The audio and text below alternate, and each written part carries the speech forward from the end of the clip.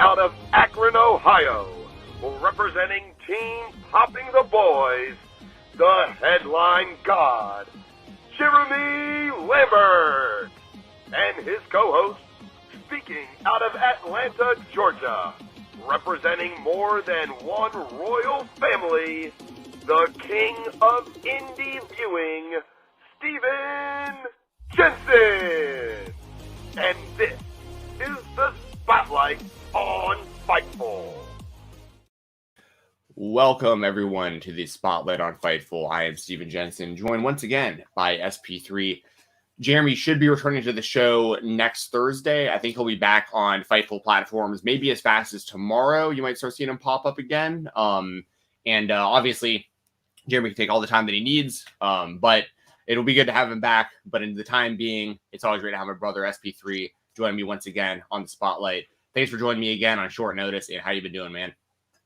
I am doing well. It's been a nice little week. Me filling in for Jeremy. Like you said, Jeremy, take as much time as you want. I got your back, brother, and I got yours. Glad to be here talking some wrestling, because anytime we're on screen together, we usually are talking about Degrassi or something from the 90s that we watch instead of wrestling, because we talk so much wrestling. So it is cool to have a change of pace from two people in wrestling media to actually talk about wrestling.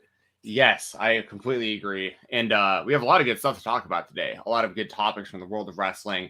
A huge AEW Dynamite show that happened last night that we're going to jump into here in a second with a lot of stuff that happened, a lot of big stuff. And then a lot of big stuff around the whole world of wrestling. Some stuff we'll be talking about today, guys. We have obviously our AEW, WWE, other, and indie spotlights. I also have an interview for y'all that I recorded with Gunnar Mathis, who is a avid Cody Rhodes collector. He shows his whole collection, or he shows portions of his collection, but then we have like full videos and stuff on social media as well. But Gunnar's going to talk about his Cody Rhodes collection. He's going to show it, and that was a really, really fun conversation. Obviously, being a big Cody Rhodes fan, I very much enjoyed that. I think y'all will too. Even if you don't like Cody or you're not like a super fan like we are, I think you'll still appreciate the dedication to the collection that this man has put together. So that'll be around 10 a.m. Eastern time. Y'all will hear that. And thank you again for everyone who joined us, who's joining us early. Again, it's another 8:30 a.m. show. This is, I think, the third or fourth week in a row we've done it at 8:30. So appreciate everyone who's been here for the early time spot. But we should be back. We should be back to 9:30 next Thursday. That's the plan. But if not, I'll keep you all updated on social media to let you know when we'll be on live. That said, SP3, anything you want to talk about before we jump into the spotlight topics? I mean, there's a lot to discuss from AEW, WWE, Impact Wrestling. They had a show last Friday, so let's get into everything going on in this world of wrestling. Let's do it. Over 1 million fans and a great number in the demo tuned in. And it was a great show, and I think it's been a run of great shows. There's oh, you know what? We're gonna double up on the bumper this morning because there's a big return coming up. I'm old and I'm fucking tired, and I work with fucking children. I'm tired of wrestling these kids that think they know everything. So we're gonna start off our spotlight today with we're gonna start off with MJF versus Adam Cole. That opened up Dynamite last night. That was the first thing we saw on the screen. In my opinion, it was a fantastic match. Like, I thought it was great, and I thought it was smart how they got out of. And well, let me back up for people who may not have seen it, so we can kind of paint a fuller picture. Adam Cole and MJF did a title eliminator match last night on AEW Dynamite. Obviously, the stipulation there being that if Adam Cole wins, he gets a title shot in the future against MJF for the World Championship. The match went the full 30-minute time limit. It was a great back and forth contest, like a really, really great match in my opinion, and a smart finish because they don't want to pin or submit MJF. I understand that as their champion. We talked about it last week with the title eliminators for AEW. I think there's only been one that we could think of that the non-champions won in like the last 4 years of the company existing. So it was one of those things where we were actually open to the idea of Adam Cole winning, but I do like the way that they set this up because it was very clear he was going to win if time didn't run out. So SP3, what do you think about this match, the finish? And I think it's pretty clear we're going to get Adam Cole versus MJF again. So how do you think this all goes down? I think it was a superb opener to the show, just how smart they accomplished so many different things where they had to give you a matchup that didn't give away too much, but was like a preview of what they can do in a championship matchup on pay-per-view. And I think they accomplished that goal. Then they had to stretch it for the entire 30 minutes, which is pretty much, a quarter of the whole entire show. And I think they did that very well. And just the finish, the different story plots that they threaded throughout the 30 minutes, like MJF using a lot of the taunts and the moves of Adam Cole's mentor Shawn Michaels, the super kick to the face where MJF was bloody from the mouth, tombstones and Panama plexes on the apron. You had MJF with the flying elbow off the top rope through the table, which he's only done one other time against Bryan Danielson at Revolution. So many different plot points. You also got the kind of thread throughout MJF's title reign of Bryce Rensburg, the referee, always knows MJF's tricks. I love that's a little kind of plot point that's under the radar of MJF's kind of title reign, because it really started in the Revolution matchup, and I called it out and I credited them for doing that, because a little too often in AEW they make the refs look foolish, and they have really made Bryce Rensburg feel like the ref that knows all the MJF tricks, and he catches him on it, and that led into the finish where it looked like Adam Cole was about to get the victory after the Panorama Sunrise, then hitting the boom for the second time. Love the smart babyface thing where they kind of put a new twist on the Eddie Guerrero spot where MJF tosses the belt to Adam Cole and then falls down, thinking that the ref's about to get up, but Bryce falls down again, and Adam Cole is not Jungle Boy. He's a more smart heelish babyface, and he uses the title to knock him out. Love the little threads that they put throughout this, and this was even though it was 30 minutes, I feel like they could have gone another 30. They could have gone 60 minutes if they really wanted to, and this was Adam Cole's best match since coming back from injury. I would say that it's probably a top 5 AEW Dynamite match of the year so far, and I would say it's the second best 30-minute time limit draw they've done in company history. From Omega Danielson is by far number 1, but this is definitely second in my opinion. Yes, I agree with everything you just said. Now, one thing I didn't notice as it was happening at the very least, were they doing the minutes like countdown at all during that match? Because normally that's my only nitpick to the matchup is that it felt like he only said it like close towards the end, because I went back because I didn't hear it initially, but I went back and I did hear him say 5 minutes remaining. If he would have done the time calls like New Japan, where they make the time calls like pretty much after 10 minutes you hear the New Japan announcers 10 minutes pass, and they could have done something like that to make it build up, and then it creates that sense of urgency within the matchup a little bit more as well, especially if you were Adam Cole. I think they could have added a lot to the match even more with the time call. So that was the only nitpick, is that the time limit draw came as a big surprise because they didn't make it more apparent that time was running out. Now, on the flip side, though, I do think that adds to it, like the surprise element of like, you're not, because it's kind of out of sight, out of mind. Like you're thinking, oh, damn, Adam Cole's winning. Like this is it. Like 3 seconds, 1, 2, and then the bell rang. But then on the flip side of that, it did cause a little confusion on my end, because I initially did think, okay, time limit draw probably just happened, but I wasn't thinking about it because I wasn't listening to like a countdown. But at the same time, and once again, this is where like the confusion isn't really good, but like it wasn't bad either. Like I don't want it to come across the wrong way. When it initially happened, I first thought time limit draw, or did someone just ring the bell? Like, is there like a heel on the outside ringing the bell to like throw the match off? Like I knew like something was wrong. Now, that said, I loved the spot you brought up about how they tried the Eddie Guerrero spot and Bryce fell back down. And I was like, dude, that's genius. How have we never seen that spot before? Like, we've seen the Eddie Guerrero spot 1,000 times, either by him or people emulating him with for people who don't know what we're talking about, for whatever reason, the ref gets bumped, the ref is distracted, whatever happens, and the wrestler will, Eddie Guerrero made this famous, take a weapon, title belt, whatever, throw it to his opponent, lay on the ground like he got hit, referee turns around, disqualified. This MJF throws the title to Adam Cole, the referee is up, and then the referee falls face down, and now Adam Cole is just holding the title, and MJF's on the ground, and he doesn't have the weapon anymore. And I love that Adam Cole had the balls to just hit him with it. Like, he didn't do the whole, like, wealthier won't he, like, you know, morals and all that stuff. It's like, no, this is MJF. This dude deserves what he's about to get. Like, hit him in the head with his title and punch your ticket to your title shot. So I liked it a lot. I thought it was, like you said, one of the best matches in Dynamite history, one of the best opening matches in Dynamite history as well. Definitely one of the best matches this year for AEW. And one that, you know, obviously when stuff happens, we always are going to have some recency bias and stuff like that. But like, as I was watching that last night, I knew we were in for a special episode of Dynamite, because that was a hell of an opener. And the show, honestly, never really lost that momentum. Like, it felt like it carried throughout the entire show.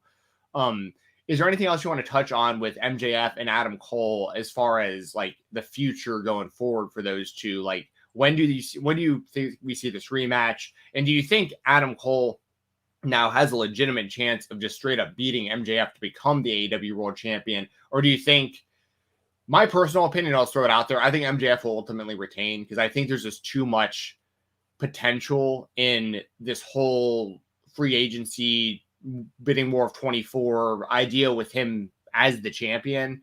So I wouldn't take the belt off him personally, but Adam Cole, I think, did a pretty damn good job of like staking his case out there for why they really should consider, like, if they do want a babyface champion, Adam Cole has been doing great. That match was awesome. So how do you kind of feel about where we stand with all of that? Yeah, I'm with you as far as the bidding war of 2024. It's gonna be a more bigger story that MJF still has the title as we're running out of time in 2023. I don't see him losing the championship until we get to like a full gear. Winter is coming. You got to wait till like the end of the year, or even make him get out of the year with the title. So it's kind of like the CM Punk Money in the Bank 2011, where he gives Tony the kiss, and he looks like he's leaving the company completely. Like, they have to push it as far as they can with that. So I think ultimately MJF will win, but I think Adam Cole did a lot for himself in this matchup. This matchup did more for Adam Cole than the entire Chris Jericho feud, in my opinion. Like, it just really made him feel like the biggest threat, or the biggest threat yet, for MJF's title reign. And like I said, it was the best match he's had since coming back from the concussion. It's one of MJF's best matches of his reign so far, and not as good as the Iron Man match, of course, because that's a match of the year candidate. Probably right now for me, it's number 2 for match of the year, but definitely these guys showed out, over delivered in this opener, and like I said, top 5 Dynamite match of this year so far. And it's been a year where we've had Omega and Vikingo, we had Omega and Moxley in the cage, we had the game 7 of the trios championship with the Elite and Death Triangle, Roosh and Bryan Danielson, which a lot of people tend to forget. That was a great matchup and one of the best Dynamite matches of the year. So that's why I put it in the top 5. I don't know how I would rank all those matches together, but definitely Cole and MJF right now are in it. Yeah, absolutely. One thing I'll also mention, you talked about like the bidding war of 24 coming up, and MJF, and like the idea. I brought this up also recently, I think with Doug on Tuesday. We were talking about how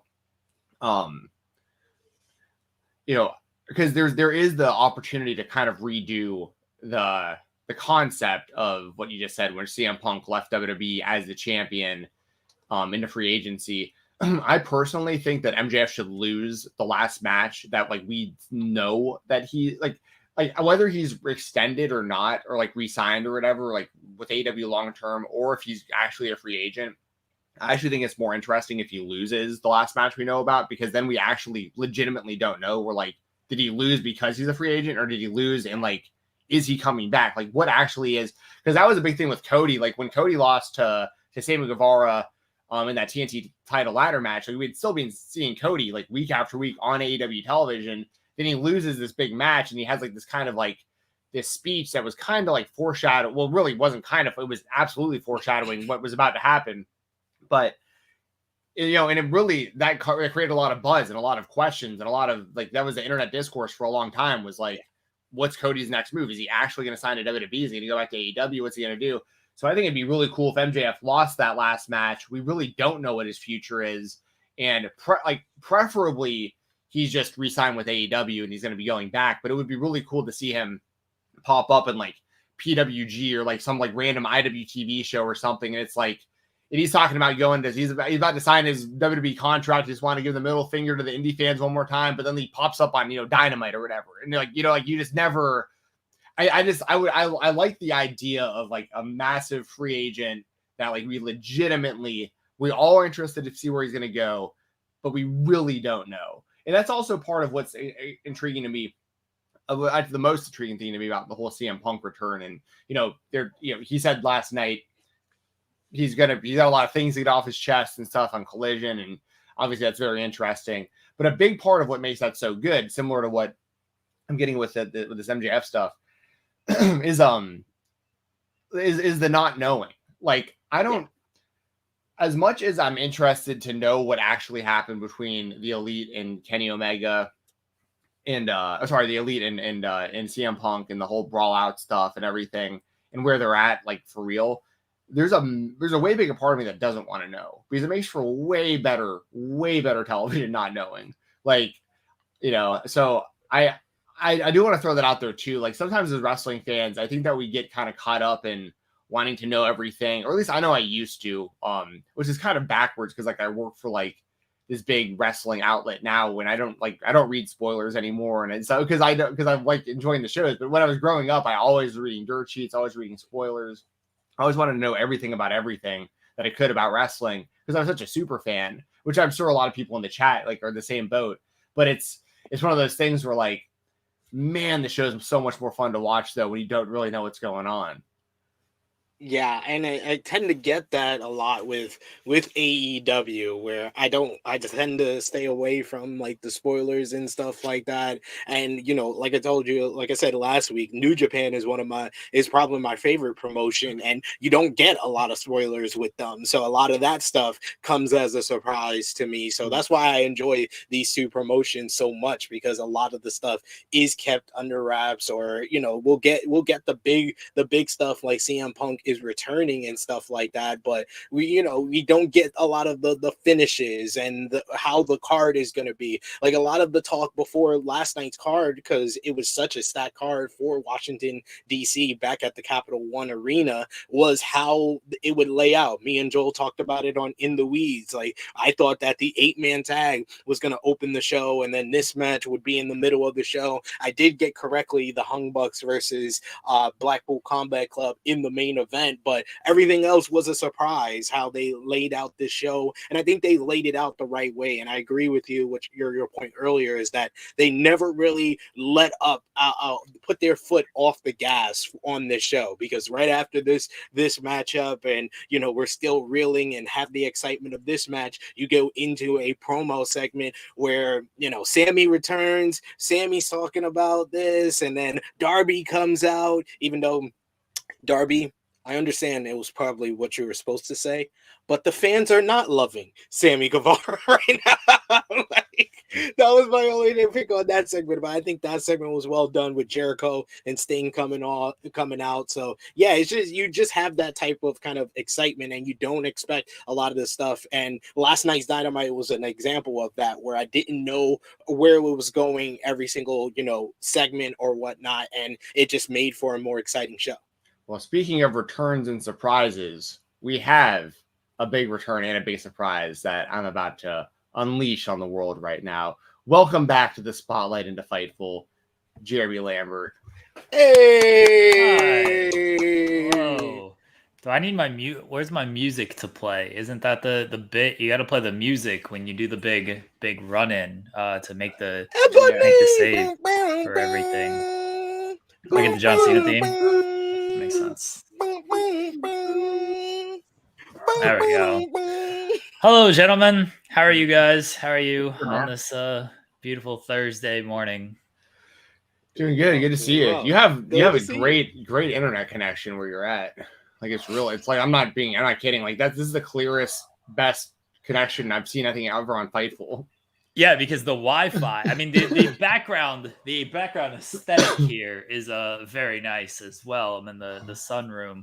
The Wi-Fi is literally like I can reach out and touch it here at my parents' house. Where when I'm at my house, the Wi-Fi is on the other side of the house, so the connection is sometimes a little screwy. But yeah, that's probably why it looks so good here at my my parents' house. But hi everybody in the chat. How's things going, man?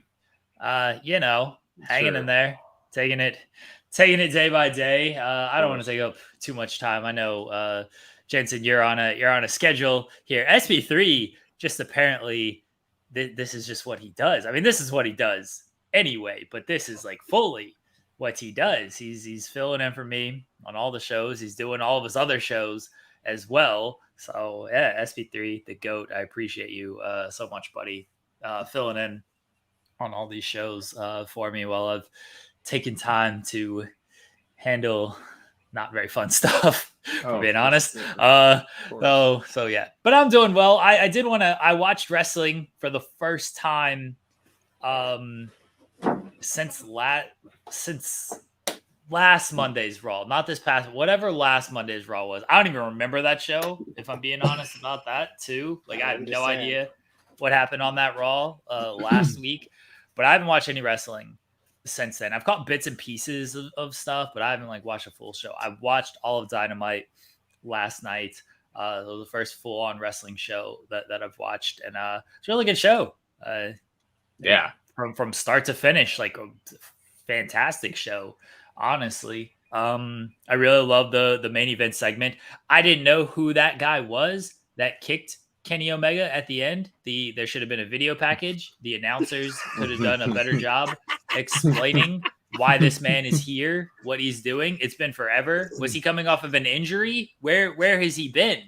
You know, we haven't seen this man in AEW in a while. So I would have liked more clarification. Was that Okada? Yeah, was that Okada? Eddie Kingston? Like Eddie Kingston, didn't he quit? Why is he back now? Like he quit AEW. I don't understand why he's just allowed. Did he sign another contract? I would like clarification on that as well. If they worked out a new deal. You know what's the funniest is that I legitimately had to block somebody because he was trying to tell me that how can Eddie Kingston be on the show? He's in ROH. How can he be on Dynamite? And Claudio was in the main event. He was like they did a brand split and stuff. I was like, no, they actually didn't do a brand split. It's only been said. They never did a draft. He was like, well, you got mad at WWE for people showing. I was like, oh, you're one of those guys. Okay, block. That's I mean the main event alone, like Claudio and Wheeler Yuta are both in Ring of Honor, and they were wrestling in the main event of the show right before the stuff that anyway. That's a weird argument to make. But there are people that like I know with Jeremy he does it for the pop, but there are people who actually think like that. Yes, they're 100% are like it's. I haven't been on Twitter in like a good week now, and so I haven't seen a lot of the nonsense that I'm sure is happening off of all of this. But yes, there are legitimately people who the stuff that I say is like trolling comments. Like they are not trolling. This is how they're thinking when it comes to this. I do, however, like being serious, I do want a backstage segment or something with Eddie Kingston just being like, I did quit AEW. Then Claudio was a bitch and came here. He's showing up here every week. So I'm back and I'm just coming here to kick his ass. I do want that just like segment, that line. Like I need that line from Eddie Kingston to, one, he gets to go after Claudio. So he always appreciates that. And two, let's do the cohesive storytelling here. Because he did quit. He did. And people forget he quit. True. And it's a layered story because he's coming into AEW to get his hands on Claudio. But remember his promo when he first came to ROH. He said, I made a promise to Mox I wouldn't fight you in AEW. This ain't AEW. But now he's coming into AEW. Then now you had the confrontation with Moxley. Like, I was like, this is an interesting part of the whole kind of, I thought last night's, and it says it in the title, and I totally think it is. It's one of the best AEW endings ever. Like, it's right up there. It's right up there. It felt like one of those, 2019, we're heading into a pay-per-view. Everybody's coming out. You got the twists and the turns. There's so much story into it. I thought it was the best of the year so far, for sure. Let me tell you, by the way, I do think we're going to get like an Eddie Kingston line or something with Moxley and Claudio and stuff, because Eddie's very smart when it comes to this stuff. So I think they'll make sure to tie that up. The best Dynamite ending ever was when Malachi Black defeated Brock Anderson and the show just ended. And people are expecting this big thing. I think they're expecting the Cody return on that show. And Malachi just beat Brock Anderson. And he just walked up the ramp. And Brock Anderson's just in the ring. Like, look. And then that was the end of the show. That's the best Dynamite ending ever. Right there. I don't care about all these returns and a bunch of chaos and everything happened. It did have the feel. That was the trope in the early AEW days. Like the go home show for a pay-per-view was just everybody come out and brawl. That was the big trope. Like every single go home Dynamite was just everybody is just brawling. And it did feel like that last night, which wasn't a bad thing because they don't do it as often anymore. They don't just do that big show ending brawl anymore. So this actually felt fresh, where had they tried to do this in 2019, like, oh, we're doing this again. People wanted the old Dynamite back. They wanted the Michael Nakazawa stuff on the turnbuckle and everything. I miss the old Dynamite. That was a thing that was shown to me when I asked the wife, what's happening on Twitter? She's like, people are complaining about like Dynamite not being good anymore, and they want the old Dynamite back. Well, there you go, everybody. Yeah.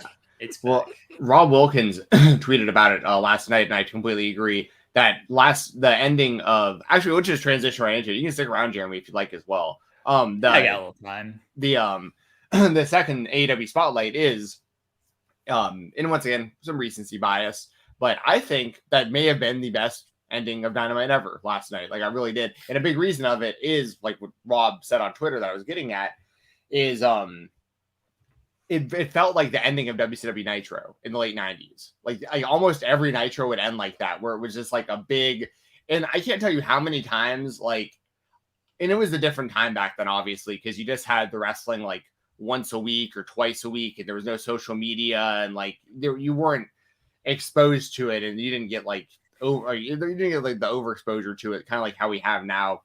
But I'll never forget back in the day when like Nitro would end, and it'd be like the Giant in the ring, kind of like clearing someone out, and then like the NWO would be coming down the ramp, and the show would just it'd be like, we got to tune in next week to find out what happened, and like you'd be sitting there all week wanting to find out what happened between the Giant, Lex Luger, and the NWO and Sting, like when the cameras went off. And it wasn't like that from that sense of like a cliffhanger last night, but it felt like that ending where I mean, there was a ton of buzz. Like I was actually pretty fired up. Like at the end of the show, I was like, damn, they really set up so much good stuff just then. And the way that they make Ospreay look like a big deal. And like, I thought that I personally, I think that was the best ending of Dynamite ever, but I also know it just happened last night. So like, I might be biased on that. And it sounds like y'all kind of agree, like that it was Jeremy, maybe not his cup of tea, because he enjoys the Sopranos style ending where the show just ends and everyone just like, okay, what just happened? He prefers Big Show versus Kane in 2006 over that match versus Kenny Omega. Haters. What was the the technical masterclass of Big Show versus Kane? What was great. What was the WCW pay-per-view that ended early, like the pay-per-view cut out in the main event? Oh, it was Halloween DDP Havoc? and Goldberg. Yeah, Halloween Havoc 98. Best pay-per-view finish ever, Jeremy. My favorite WCW main event and pay-per-view is uncensored with Hogan and Savage in the Doomsday cage match against the Alliance to end Hulkamania. That's legitimately like no troll, like my favorite match ever. That's the match I've probably seen the most in my life, which I mean, That match sucked. no, absolutely not. That match, Zeus. Dude, We had Zeus in that match. Hogan with the frying pan and Savage. They forgot the rules at the end. They didn't know how they were supposed to win, so they like escape the cage. And Savage has to dive back into the cage. That's They get a pin before Bailey.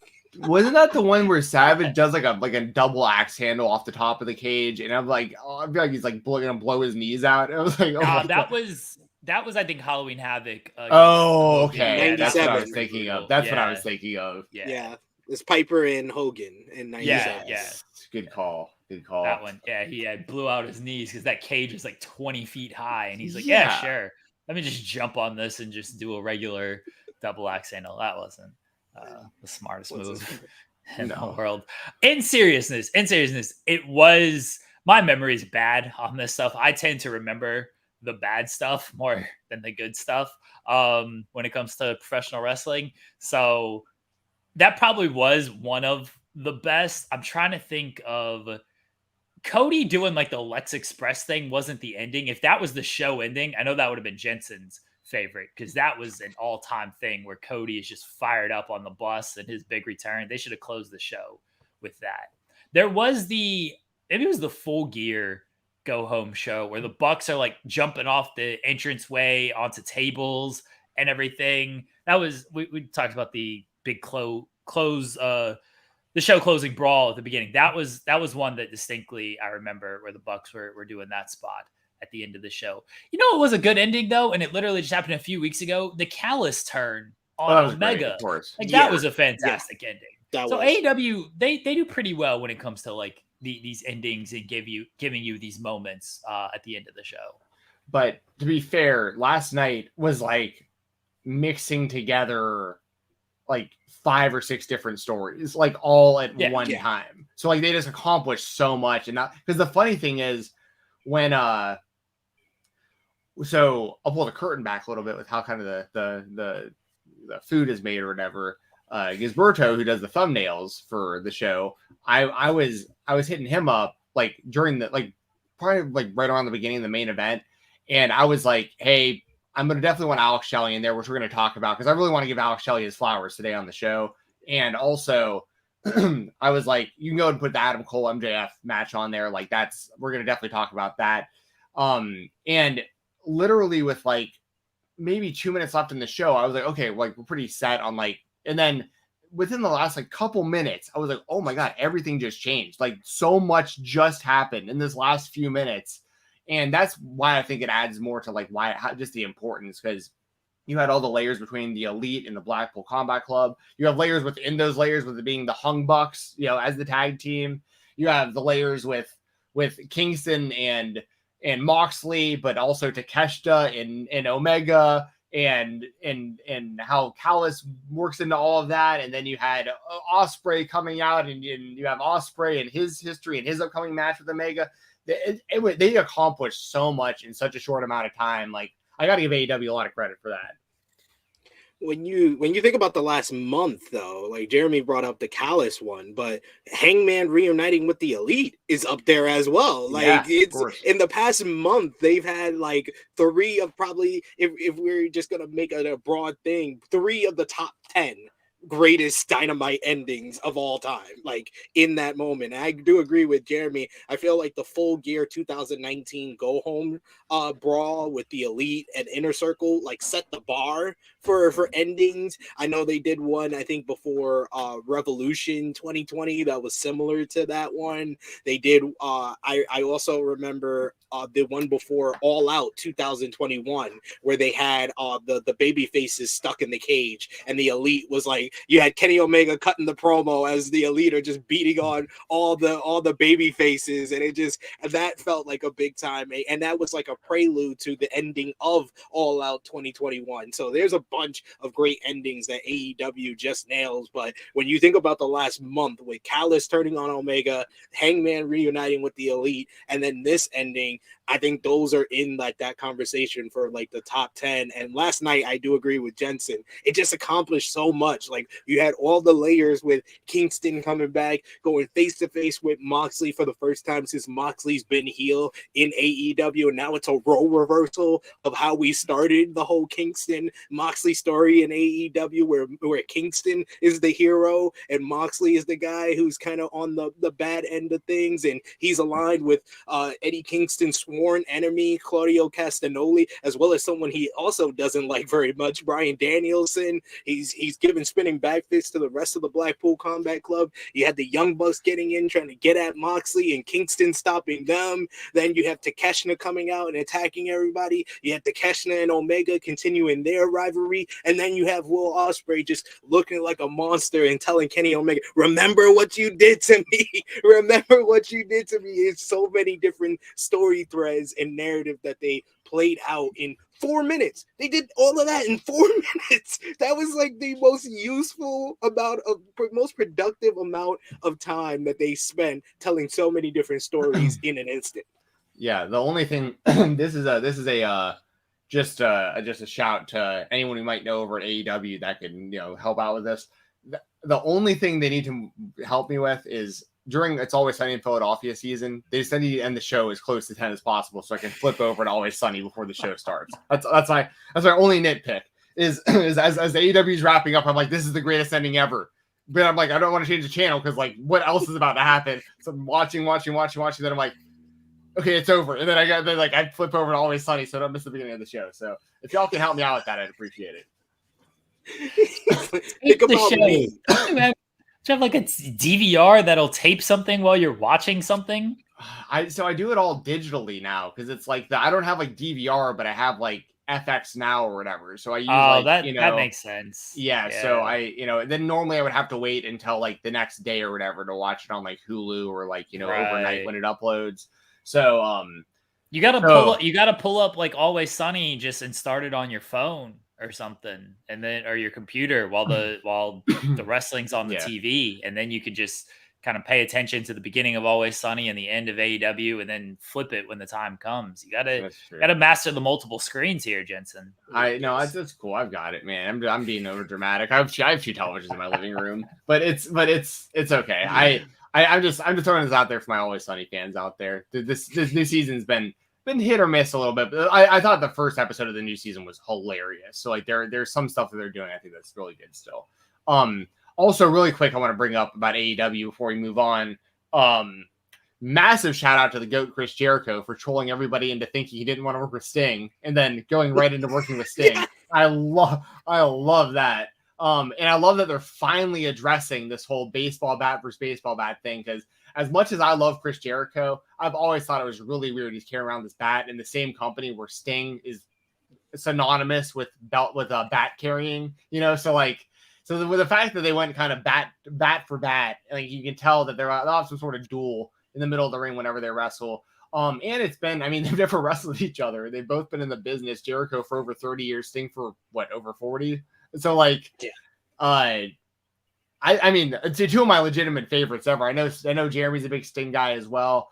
I love Sting. If I had to pick a top 5, like Jericho's in my top 2, Jericho and Cody, and then I've got like Randy Savage for sentimental purposes for getting me into wrestling is right around those are my top 3. But in my top 5, like Sting's probably right outside of that top 3. Like Sting's right there for me too. So to finally see Sting and Jericho look like they're going to go at it, I love finally that we're going to get that. And I love it even more that Jericho led everyone to believe that he had no interest in this on social media. What they need to do, this is a big tie-in here. So we have bat versus bat, right? Home Run Derby is beginning of July. Oh, Home Run Derby is typically beginning because it coincides with the All-Star break. I'm pretty sure it's like July 4th or whatever, like around that time, because that's when the MLB All-Star break is. June, 29th, Fight Forever comes out. Oh, yeah. They got the mini game, the home run mini game. Tie it all together. I need some type of just gimmicky home run segment with Sting and Chris Jericho. Whatever that might be, I just need, even if it's, it doesn't have to be like a legit like home run derby. Maybe Sting is above this, even though we've seen Joker Sting in Impact. I don't think Sting, Sting's there for the pop and the entertainment. He'll do this nonsense. He doesn't care.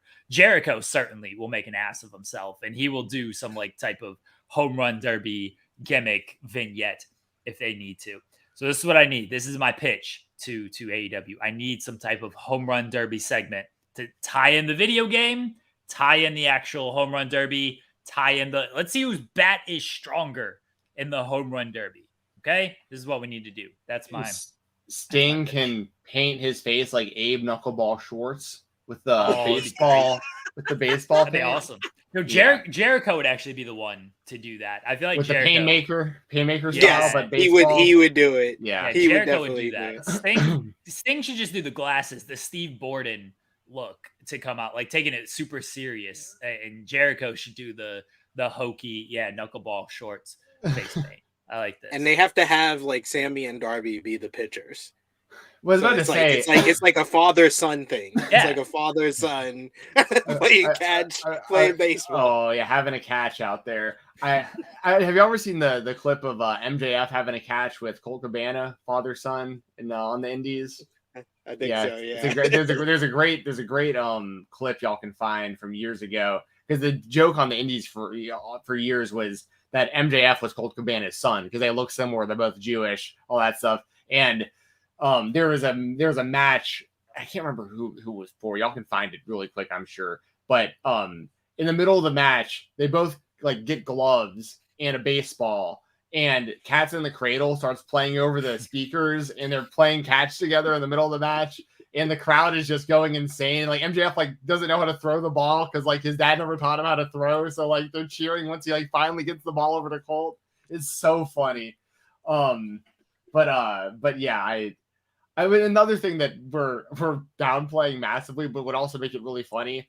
I would put money on Chris Jericho and Sting. Neither of them would be able to hit the ball. Because it's so much harder than people realize. Like, I'm not even talking like an actual pitcher throwing fastballs. Like, just an average person throwing strikes, they're probably not going to hit the ball. So, like, it'd be really funny to watch these two dudes.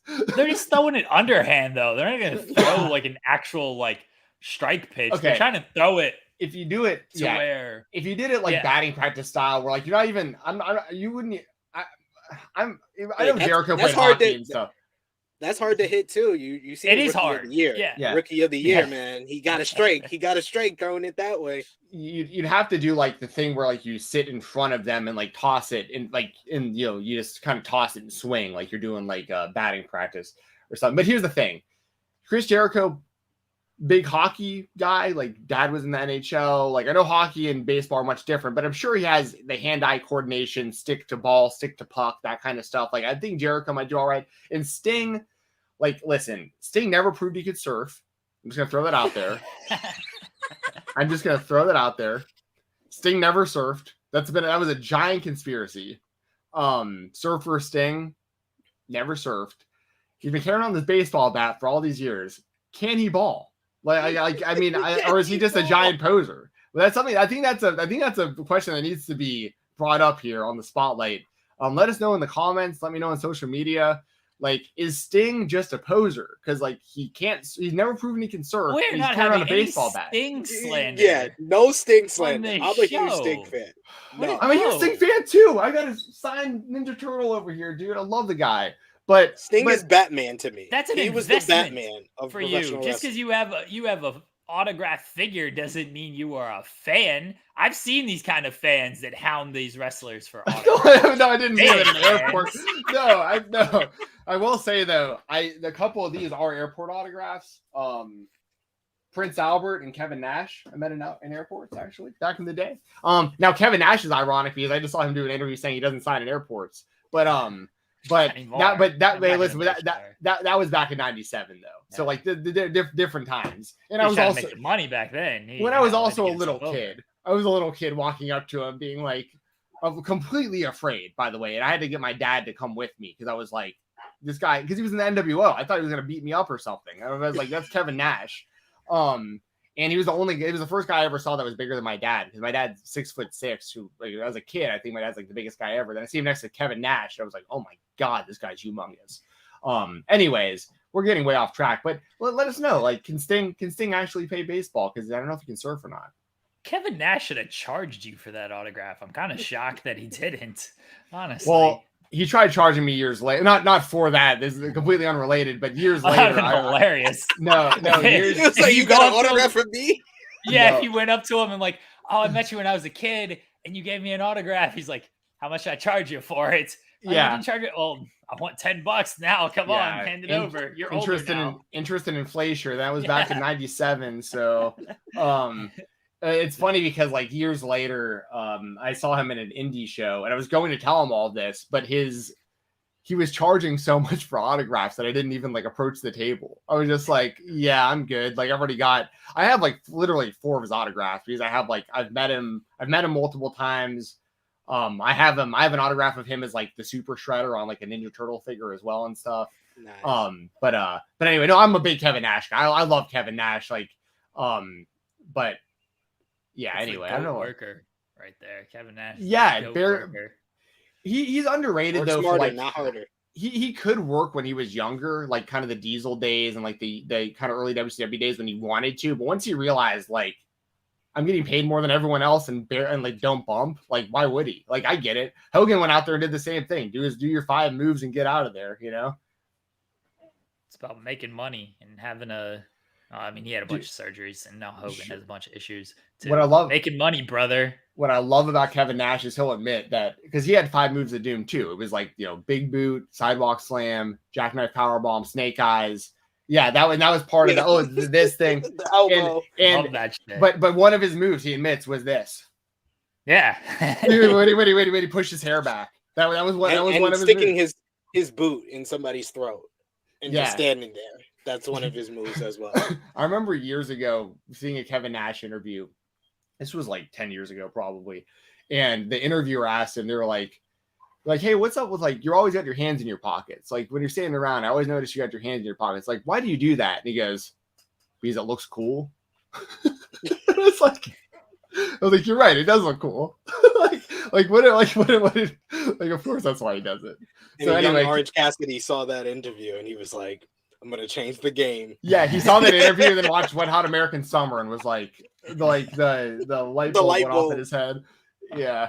Which, by the way, I didn't see Wet Hot American Summer until years after I was aware of Orange Cassidy on the Indies. So I didn't know that he had ripped that gimmick off. And I was so confused when I was watching that movie. There's a great interview. Will Mahoney... I apologize on Butch. It's for like Esquire Middle East. He does fantastic where he interviewed Paul Rudd and he asked Paul Rudd about Orange Cassidy. And Paul Rudd was like, no, Paul Rudd wasn't like aware of everything, but Will like clued him into who he was. And then like a year later, he interviewed Orange Cassidy. And he's like, you seen this Wet Hot American Summer movie? Like this guy just totally ripped off your style. Right. And Orange Cassidy's like, why would he do that? Like, is this like an aesthetically pleasing look? Is this a cool look? Like, why would he do that? I was not aware of this. It's so good. That dude is fantastic. Yeah, Will, I'm pretty sure it's like Mahoney. We follow each other on Twitter, but he's great. Shout out to him for asking the real questions to Orange Cassidy and Paul Rudd that need to be asked. Yes. I love that. We move on to our next topics here. Jeremy, once again, feel free to stick around, man. I have a little. I have it. I don't. You guys were like Seth Rollins. I read the description, like Seth Rollins and Bron Breakker. I was like, huh? Wait, what is happening? Why is Seth in developmental again? What has this title run gone so bad that they sent him back? Isn't that where they sent Corbin? Like back to that brand because they don't have anything for him. I thought Seth was the champion. What's he doing? I thought Bron Breakker was a loser. Doesn't this guy keep losing his title matches? Why is he getting? Well, let's jump over to WWE Spotlights real quick. I need to finish the story. In the WWE, the story never finishes. As we're saying, Bron Breakker is going to be challenging Seth Rollins for the WWE World Heavyweight Championship. I guess it's technically just called the World Heavyweight Championship. But anyway, this is going to be happening on NXT, though. Basically, what wound up happening is Bron Breakker was in the ring in NXT. I don't, SP3, are either y'all more aware of like the background of this? Because I think Bron had been calling him out, and then Seth answered the challenge. I saw Seth like on the screen on NXT saying he was going to come to NXT next week and wrestle Bron, but they were talking about some sort of background that they had that I was unaware of. Basically, what happened last week on NXT was at the end of the show, they caught up with Bron Breakker because earlier in the night he attacked Ilya Dragunov. Then he basically no-selled that question about attacking Ilya, and he was like, well, I hear Seth Rollins is laying out open challenges. Well, I'm challenging him to come back to NXT and defend the World Heavyweight Championship against me. So that's what's the promotion. That's really all the background was. He made a challenge to Seth at the end of last week's show, and then that led to this week where he was dressed as a Dominican pastor, and he came out and he was in the ring for Seth Rollins to come on screen and accept this challenge. He was wearing the all black suit with the cross necklace, with the chain, with the very, very dark beard, and his tan is orange on orange, which comes out to brown, which makes him look Dominican.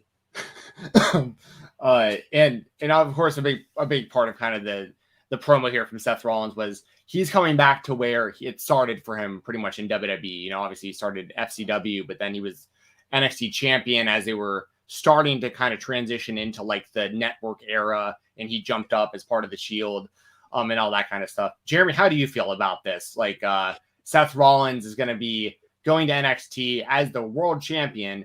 I like the idea of him defending the title and being a fighting champion when the other champion isn't even there hardly at all, and it should be Cody Rhodes instead. How do you feel about where we're at with this with Seth Rollins and Bron Breakker? Dude, Seth should have told this dude to kick rocks. Honestly, should have been like, no, you want to come to Raw and fight me. We're getting a world heavyweight champion going to the Performance Center with 50 people in it defending this title. I don't know. Like, I get what they're trying to do of like, hey, we have Roman over here who never defends the title and doesn't show up for these shows.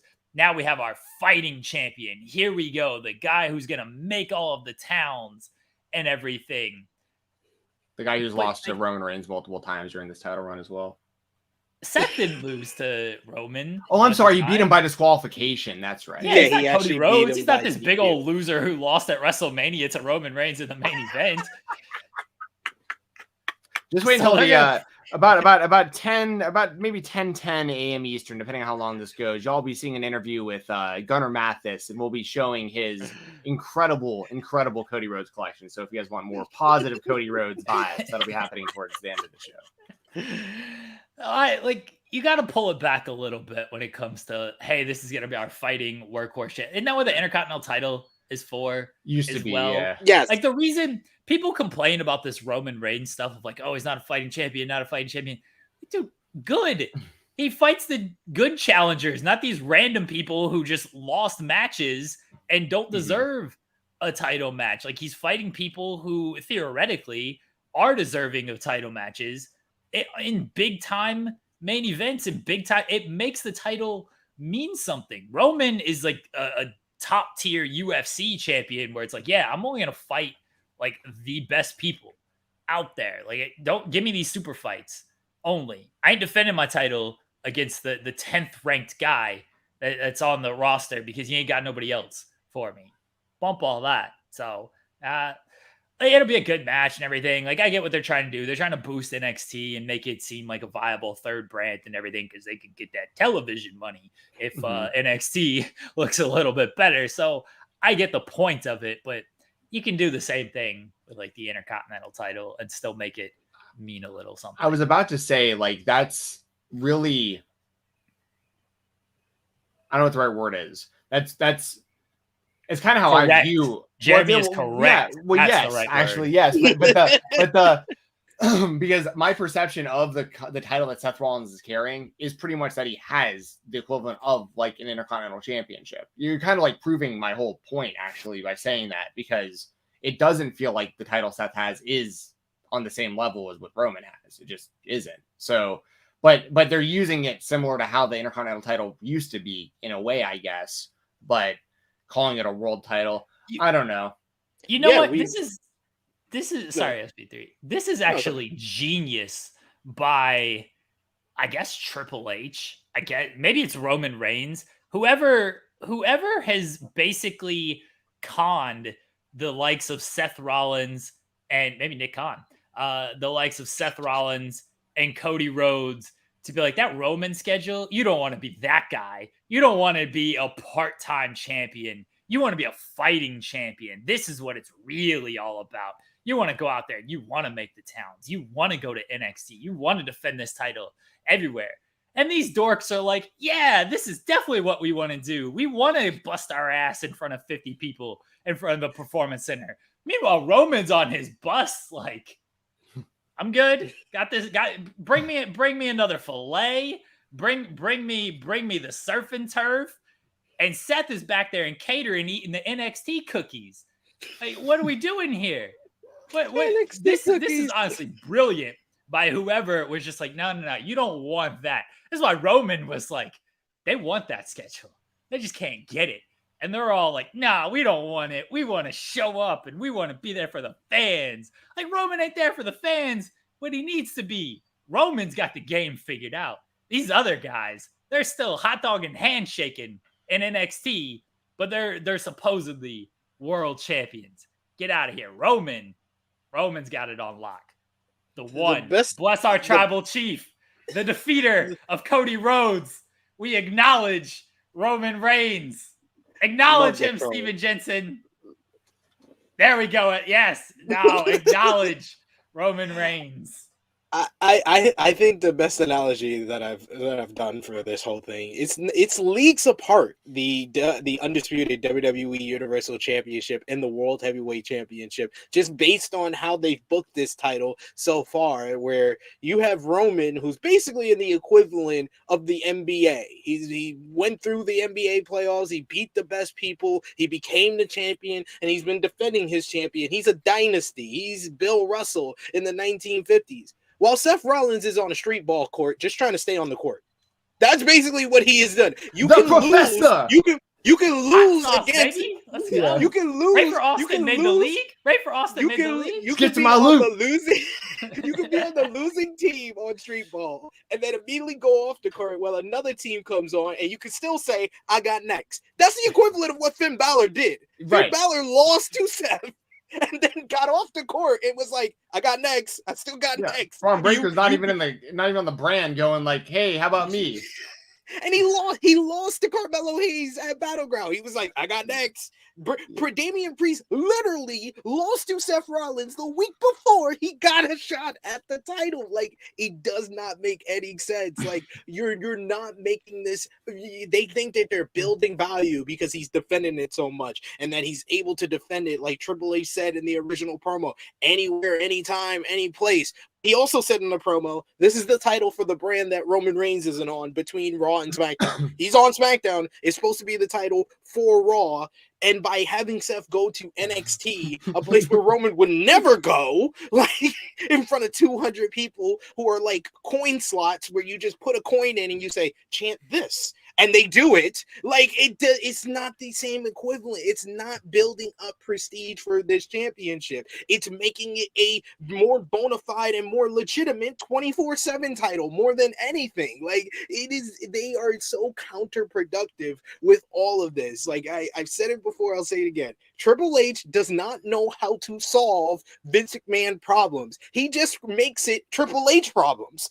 That's all he's done. That's all he's done. He thinks that the World Heavyweight Championship and giving Roman a new title was the way to solve this whole thing of Roman walking around with 2 world titles. No, he's just created a Triple H problem where you have a world championship that is the equivalent of the mid-card title. The only other titles that they have done open challenges for is the U.S. Championship and the Intercontinental Championship. By having Seth do this with the world title, you're not building up prestige. You're just making it another mid-card title. That's really all you're doing. It just doesn't make any sense. It is great for the short term of popping a big rating on an episode of NXT, getting Bron Breakker experience against one of the top guys in the promotion. Check and check. But you are not building prestige for this new title that desperately needs prestige, and you're opening up Pandora's box because you already said in the opening promo, this is the title for the brand that Roman Reigns isn't on. You have now given a shot to another brand in NXT. What is stopping anyone from SmackDown to say, I want a shot at the World Heavyweight Championship? Roman isn't on this brand this week, so I can get a shot at the World Heavyweight Championship. You're opening up Pandora's box. There's literally, in kayfabe, there's no type of logic to anyone on the SmackDown brand not challenging Seth Rollins for this title now. You're just opening up more problems for yourself, and it's just baffling how they're going about this. I completely agree with everything you said, and and it's one of those things where I honestly think we have to be brutally honest as well, that most of the things we're talking about probably get overlooked by little kids. You know what I mean? Like, and that's really, when WWE's writing most of this stuff, they're not like the 30-something-year-old dudes who review this for like a living. Like of course they think it's ridiculous because it doesn't make any sense. But like the majority of our audience that's 10, like they just want to see their favorite wrestlers. You know what I mean? Yeah. So like they're not analyzing it like we are. So I gotta like be honest about that, because it's with all of this. The brand split, I've been saying it forever. Hashtag the brand split isn't real. I've been saying it forever. It's not a real thing. Like they can say it all they want. Within a week, AJ Styles was already on the other show, and like they're already crossing who could challenge for the title. Natalia did an interview right after she got drafted. She's like, I got drafted to SmackDown. Doesn't mean I think she got, I don't remember, but doesn't mean I can't appear on Raw or whichever show she got drafted to. She's like, I got drafted here. Doesn't mean I can't appear there. Like she just came out and just flat out said it in a media interview where she could, very easily just be like, oh yeah, I got drafted here. It's going to be great. Blah, blah, blah. She's like, yeah, like I already know the deal. I ain't even trying to front on y'all. Like, yeah, I know what the jig is here. Paul Heyman's been on both. Like AJ, he had a visitor's pass though. Don't disrespect the visitors. Well, I was going to say, because I'll never forget, at any point they could just say wild card. So like, it doesn't, and just justify it. So like, they can do whatever they want as long as they go, oh, wait, hold on a second, wild card rule. And then the 10-year-olds are like, oh yeah, wild card. And it's like, that's it. And then all the 30-year-olds like us are like, oh yeah, that didn't make any sense again. But like, we're still watching it and talking about it. So, screw us, right? Yes, pretty much.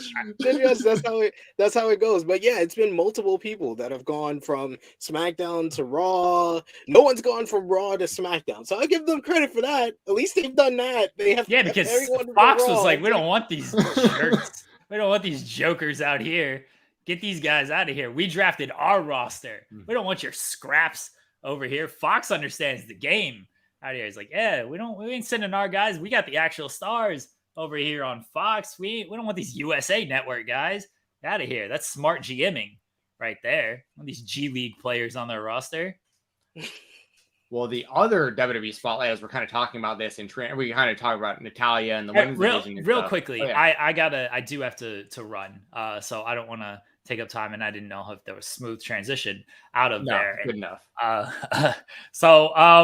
Yes, I'm out. Bye. Thank you again to SB3 for filling in since last Tuesday on everything. Last Wednesday, I guess technically, on everything. Thank you as always to Jensen for just everything you do. You've done the last two interviews solo because I was not able to make them with everything going on.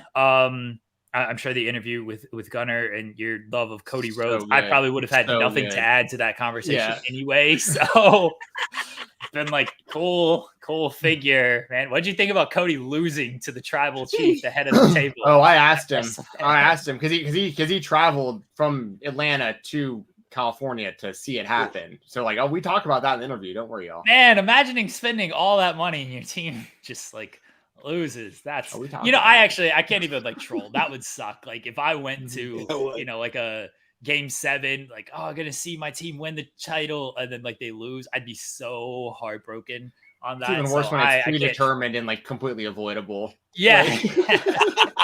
Yeah. I'm actually very heartbroken for him on that. So I hope he's okay and recovered after that. Travel to WrestleMania 41. Maybe he'll get the title there. But But no, 41. yeah, he's not getting at 40. Oh. Dude, Rock's in the hole right now. Yeah, Rock's making the call to them I right now. agree. They ain't calling him. I'm He's worried like, about it. Black Adam, XFL. I acknowledge my tribal chief. Young Let's Rock. go.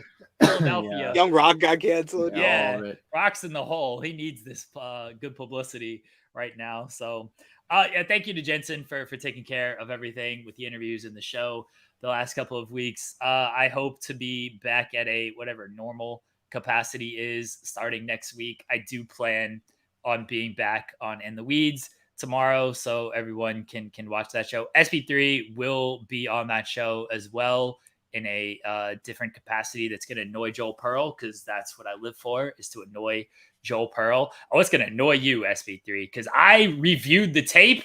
I reviewed the footage of what you said to start the season. I don't know if you remember it, but I got the footage, and it's going to be played, and you're getting aired out. The entire world's getting aired out, because Jeremy was correct. Jeremy was light years when it came to the basketball, and I'm gonna let the world know. Tomorrow. So we're gonna do a little fun crossover stuff tomorrow on In the Weeds. But again, thank you to both of you specifically. Thank you to Joel, to the news writing team, everybody in the chat, everybody who's reached out on Twitter over the past week. It's been difficult, but at some point you gotta just get back to some normalcy and get back to a routine. So I hope to finally do that. You know what I actually hope to do? I hope to sleep. I ain't slept in like since last Tuesday. I don't think I've slept like at all. So yeah, at some point I'm gonna sleep. But again, thank you to everybody. And I gotta put her over. Thanks to the wife. She's the absolute best. And I would not be able to get through all of this without her. So yes, thank you to everybody. Thank you to the Spotlight fans. Appreciate specifically you two gentlemen. I am gone. Bye, everybody. Enjoy the rest of the show. Enjoy the interview with Gunnar. I'm sure Steven Jensen is acting like just a giant. So good. It's such a good interview, guys. Bless him. Honestly, I'm excited to go back and watch it and just see your face and your excitement over this. I know you're excited to book him. So guys, thank you to everybody. I'll catch y'all tomorrow on In the Weeds. I think that show is at 10 o'clock on Fightful Overbooked. Bye, everyone.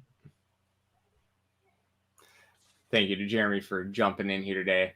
And everyone who's here in the chat, we appreciate y'all for joining. We started at 8:30 a.m. Eastern today, so the show will be wrapping up a little after 10 a.m. Well, you'll be getting the interview rather around 10 a.m., around 10 a.m., something like that.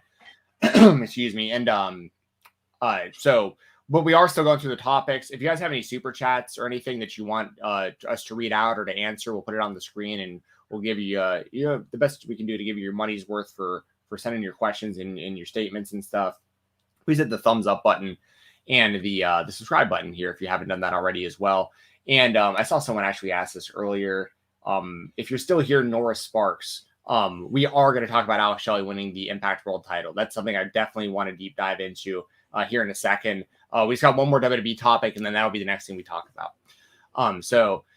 As far as the other WWE topic, don't need to deep dive this as detailed, but want to throw this out there because there are a lot of changes happening in the women's divisions in the WWE right now. They are making new title belts. They've been unveiling new title belts, and they're going to be consolidating or unifying, rather, however you want to say it, the women's tag team titles. So SP3, for one, how do you feel about the new look of the new title belts? Because I think there's a pretty clear pattern here going on. And then how do you feel about the NXT women's tag team titles and the WWE women's tag team titles becoming one set of belts? Because I'll quickly say, and I'm just going to say this real quick because I don't really have any thoughts beyond this, honestly. Because I think the titles look pretty similar to the men's versions. It's pretty clear they're making sets that are, supposed to look uniform. I get that.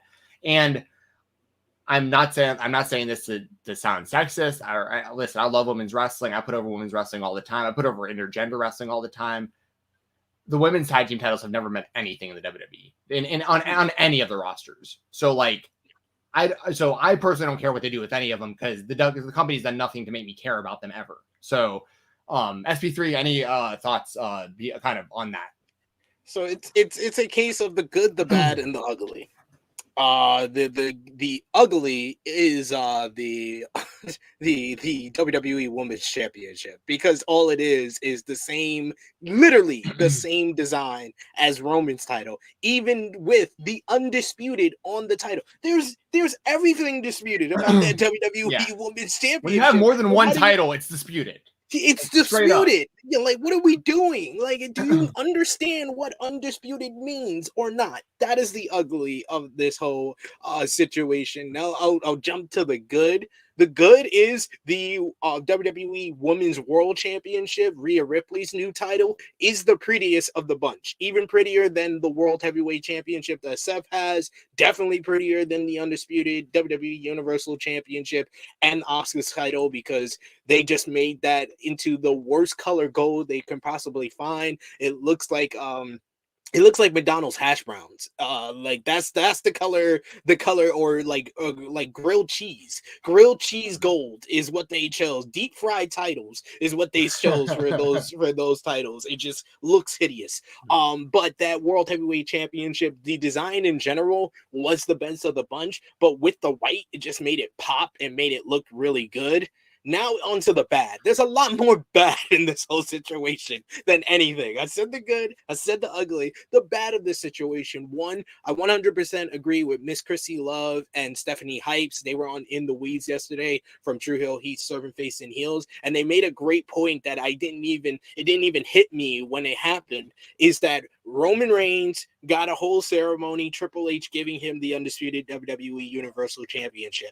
Triple H unveiled the World Heavyweight Championship and then was in Saudi Arabia to hand the title to Seth Rollins. Asuka and Rhea Ripley had little old Adam Pearce, who has no power in general, can't even make a match official without making a phone call. He's basically the assistant manager of WWE. He's the one that gives them these titles. It automatically makes them feel lesser than the world, the men's titles, because you have the equivalent of the assistant manager or the top employee, not even an assistant manager. He don't even have a title. He's the employee of the month. He's the one that gives them their title. It automatically makes it feel lesser than, even though they're the same design as the men's titles. So I didn't like that. That automatically puts it on a lower level. Secondly, the other thing that's bad is that you did the whole ceremony for Rhea Ripley, and all she was a valet in the feud between Dominic Mysterio and Cody Rhodes, because literally since Rhea Ripley has become a champion at WrestleMania, Steven Jensen, people watching on the spotlight, she has been in singles action for a total of 11 minutes. 11 minutes over 75 days. And yes, she's over. Yes, it's great that she has been, still being able to do things without taking bumps. But you're not building credibility for this title reign if you're not wrestling that much, and you've not been in any feuds, really. Zelina Vega was not a feud at Backlash. It was an offshoot of the LWO and Judgment Day, and more of an offshoot of Zelina Vega's from Puerto Rico, so we're going to give her a title shot. That's literally it. And Natalya, we're not even going to get started on that. So she's been in no feuds. You didn't set up any feuds with this whole ceremony, even though you had Raquel Rodriguez there, and all she did was lose in 2 minutes in a heatless match to Shayna Baszler. You could have had somebody come out and challenge Rhea Ripley to set up something with Rhea Ripley. So that is kind of disappointing, because Rhea Ripley is one of the most over acts. They just need to be doing more with her in general. With Asuka, Charlotte Flair comes out, and you got all of that stuff, and it's just like, Charlotte Flair, how do you expect me to cheer Charlotte Flair against Asuka? Asuka just turned heel, and they have done her no favors as far as putting her against established baby faces or giving the fans a reason to boo her. They're just doing her no favors, and I really feel this is leading to Charlotte Flair being the baby face to a Bianca Belair heel turn. I just get that itching feeling, and I think that is so tone deaf if they do that, but I can't judge them for that just yet. And then the women's tag team situation, that is kind of, I'm in the middle with all of that, because yes, that is the smart thing to combine these titles, because like you said, they've never given you a reason to care about any of the women's tag team titles, but the WWE women's tag team titles is significantly more worthful than the NXT women's tag team titles.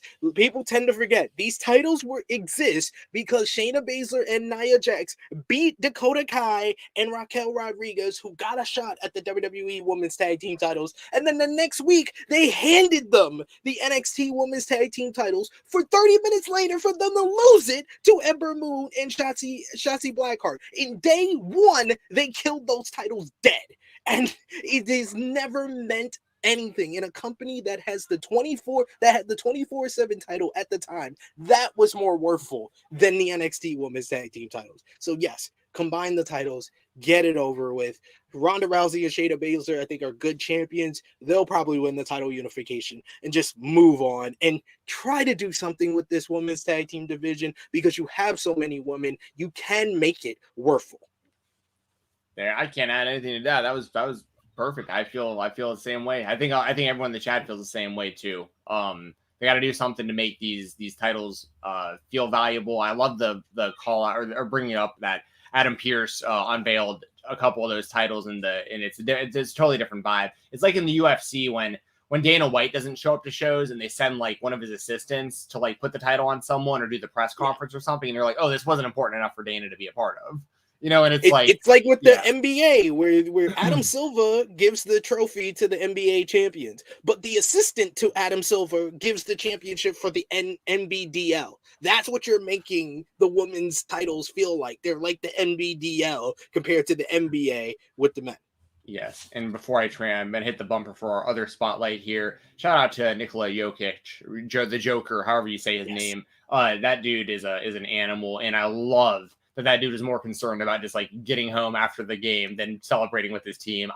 Because I noticed it. I watched the NBA Finals, and when it was over, I noticed like he wasn't even like getting like the team pictures, and like he wasn't doing any of the media, and like he was just with his kid.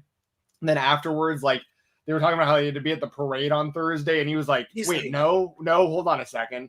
Yeah. And I just love that this dude, he just like, his job is done. He did his work. He wants to go home. Like that's, and he's the best in the world at what he does. So it's great. Yeah, good stuff. Let's move on to our next spotlight. Our product is what it is. We're going straight up the middle. The big news in our other spotlight this week is Alex Shelley became the new Impact Wrestling World Champion. He defeated Steve Maclin to win the title after Maclin hit initially he does this thing where it does like the tree of woe spear in the corner. Shelley avoided that. Steve Maclin's head hits the exposed turnbuckle head first. Shelley follows up with like a flatliner into that same exposed turnbuckle, follows up with a shell shocked 1, 2, 3. And there was a few moves in between that, some super kicks and stuff here and there. But ultimately, that's kind of pretty much how the match ended. Alex Shelley pinned Steve Maclin 1, 2, 3 to become the new Impact Wrestling World Champion. I wanted to make this a spotlight today. For one, obviously, because it's a big news, the new Impact World Champion. But for two, Alex Shelley's a guy who I talk about so often, whether it's here on the Spotlight or on the Weekender or on Live Rounds with Doug or anything like that. Like everything that I do, I'm always bringing up Alex Shelley and Chris Sabin, and they're literally proving my point over and over and over again, because I'm always talking about how the reason guys like Alex Shelley and Chris Sabin, those guys are so valuable, is you can put them in any situation on any show, whether it's a singles match or a trios match or a tag team match. It can be the opening match. It could be for a mid-card title. It could be the main event for the World Championship. And they're always going to deliver, and it's always going to be believable. And this was a perfect example. Earlier in the night, Chris Sabin beats Trey Miguel to become the X Division champion. In the main event, Alex Shelley becomes the world champion by beating Steve Maclin. The show ends with the Motor City Machine Guns as the two main singles champions for the men in Impact Wrestling. And obviously, Chris Sabin has held that title before. I'll never forget him beating Bully Ray with that hammer for it, because it was so random when it happened. But that was also like getting over how big of a deal Option C is and all that kind of stuff.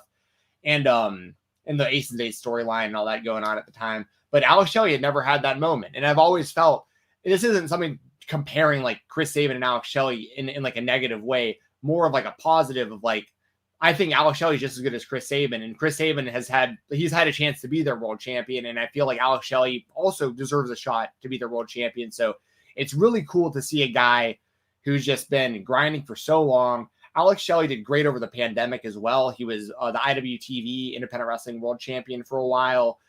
He means a lot to the independent scene, and he's a guy who like works outside of wrestling. He couldn't be an Impact for quite a while because he has like an actual job where he had to be there also and stuff. So like, he's a dude who's just been grinding for so long, has the respect of everybody. Every wrestler I've ever talked to about Alex Shelley puts him over as one of the best guys they know, out of a guy that they've always learned from, a guy that they always want to wrestle with and be around. So I want to just give Alex Shelley his flowers right now and say congratulations to Alex Shelley. He finally is being recognized as a world champion for Impact Wrestling. I think it's long overdue. And, all credit to Steve Maclin and Impact. They're just in a weird position with Josh Alexander getting injured and having to vacate, and Maclin definitely was the best choice, I think, to take the title when he did. But they're going a different direction with Shelley, and there's a lot they can do with Shelley and Sabin as a singles champions, especially with the talent they have in the tag teams with guys like Ace of Base or ACB and that kind of stuff. So like, there's a lot they can do with this, and I'm just very happy for Alex Shelley that he's getting this moment. I 100% agree with everything you just said. Alex Shelley is someone that has really kind of, you watched him climb the ladder, especially just in his run in TNA Paparazzi Impact Productions, Wrestling. man. Yeah, Paparazzi Productions was one of the great, you don't understand. If you weren't it was watching over back then. It was Like, over. It was so over. It made Kevin Nash over. When everybody was like, why is Kevin Nash in TNA? Why is he doing this backstage stuff? It put him over. It showed off his comedic timing. This is how we got Jay Lethal as Black Machismo. This is how we started to get more familiar with Austin Aries at the time. Austin So Starr. it put Austin Starr, yes, it put over so many different people, and Alex Shelley was kind of the brainchild behind that, and kind of the person that got the most over because of that. And he started his climb there. Then the Motor City Machine Guns just came out of nowhere and became this revolutionary tag team. When you think about the most influential tag teams of the past 2 decades, you think about the Briscoes, you think about the Young Bucks, and you got to think about the Motor City Machine Guns. Those 3 teams influence what the style is today of tag team wrestling, and so many tag teams have modeled themselves off of those 3 tag teams, and the Motor City Machine Guns kind of made their mark in the tag team division in Impact Wrestling. I'll never forget their rivalries with putting over and putting on the map Matt and Nick Jackson when they were Generation Me. I'll never forget the Best of 5 series with Beer Money over the tag team titles, and they did so much in those the late 2000s into the 2010s. And then he took his time off, made another name, revitalized himself on the independent scene, because I first discovered Alex Shelley in Ring of Honor when he was a part of the Embassy with Prince Nana and Jimmy Rave, and he was a heel and a baby face. He was a part of Generation Next with Austin Aries, Roderick Strong, and Matt Sydal, and he's had such an influence. And I love the promo that he did before Against All Odds, where he just name dropped all the different names that he helped in this business: Seth Rollins, Johnny Gargano, the Young Bucks, Switchblade Jay White. He made Chris Sabin better. He put on Jonathan Gresham and Trey Miguel, and the list goes on and on of people that Alex Shelley has influenced. I don't think anyone deserved this honor in any more than Alex Shelley, and it just came off as one of the biggest shock title changes of the year, because Steve Maclin had just won the world title. So you're thinking that Maclin is at least going to go a couple of months. He might not go as long as the longest reigning Impact World Champion, which was Josh Alexander, but you at least expected him to get by Alex Shelley and get to Slammiversary against Nick Aldis. So it came as a complete shock, a complete surprise for Alex Shelley to get the job done. But like you said, Jensen, it just felt right. It felt 100% right, like seeing the Machine Guns in the ring, and especially coming off this year where we got the announcement earlier this year that they had just re-signed new contracts. They officially assigned contracts with Impact Wrestling. Like, we should have saw this coming, but we didn't, and that's what made it great. And Chris Sabin, like you said, 9-time X Division champion, and really, in my eyes, for years, the greatest X Division champion had always been AJ Styles. But I think over the last couple of years, it has transformed transition into Chris Sabin and seeing how important he has been to that title and been recognizable with the Ultimate X and what he's done in the X division, what he's done in the tag team division, and winning it the 9th time kind of confirmed to me he is the greatest X division champion of all time. And he had a great match with Trey Miguel. They both had the 2 best matches of the night, giving Steve Macklin a totally different matchup from that bloodbath that he had with PCO at Under Siege. So it was just a great night for Against All Odds. And like you said, Alex Shelley deserves all the flowers. Absolutely. Congratulations once again to Alex Shelley for becoming the new Impact Wrestling World Champion. We got about 10 minutes before we got to air this interview, so we got to go kind of quick for the next few topics. But SP3, let me know how you're feeling about the New Japan Wrestling G1 Climax, because the blocks have been announced. Let me get, I guess, some quick thoughts on maybe some matchups you're expecting or excited to see, and who do you think wins this whole thing?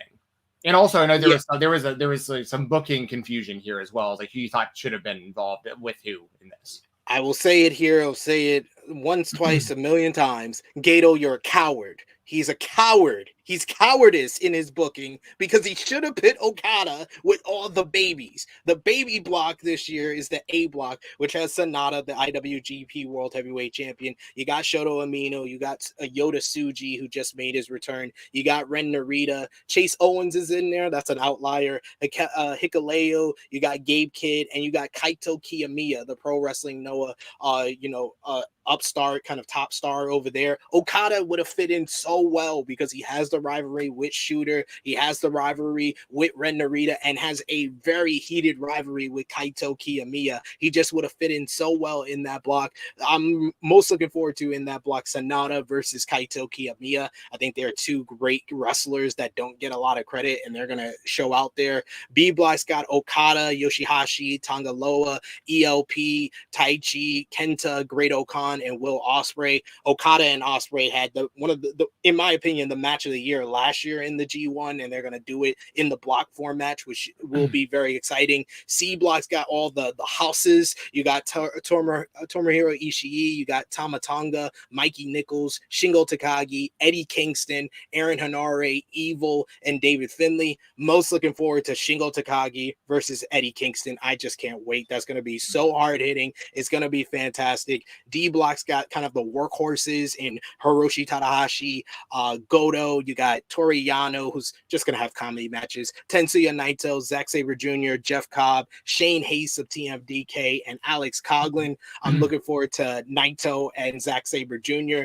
And it's interesting this year because you have an Elite 8 and a Final 4 into the finals. So the top 2 from each block is going to move on to the quarterfinals. It's only a 20-minute time limit draw instead of the usual 30 minutes as well this year. So it's very interesting with this 32-person block, but I think that it's Naito's year. I called for Naito to win last year. I think I called for Naito to win the year before, but he has a whole story of getting back to the Tokyo Dome main event, and with Sonata as the champion, his former stablemate in LIJ, I think it just makes the most sense for Naito to make it to the finals and win to set up Sonata versus Naito at Wrestle Kingdom. I like that. And maybe it's Naito, they stop and start so much. Like, he gets the title and then he isn't the champion, or like you think he's gonna be the champion, then he doesn't win it. And like, I feel like that's been his whole career. So maybe I could see that happening though. Naito getting this win and getting in there with Sonata. And there's obviously the built-in story with those guys for sure. So that totally makes sense. I think I'm with you on that. And we also got to mention Sonata is going to be versing Jungle Boy Jack Perry at Forbidden Door, which I think is going to be a great match, but I think it's going to be more to tell the story of Jungle Boy saying that Hook is his best friend. I think in wrestling terms, when you call somebody your best friend, this means that I'm going to be turning on you pretty soon.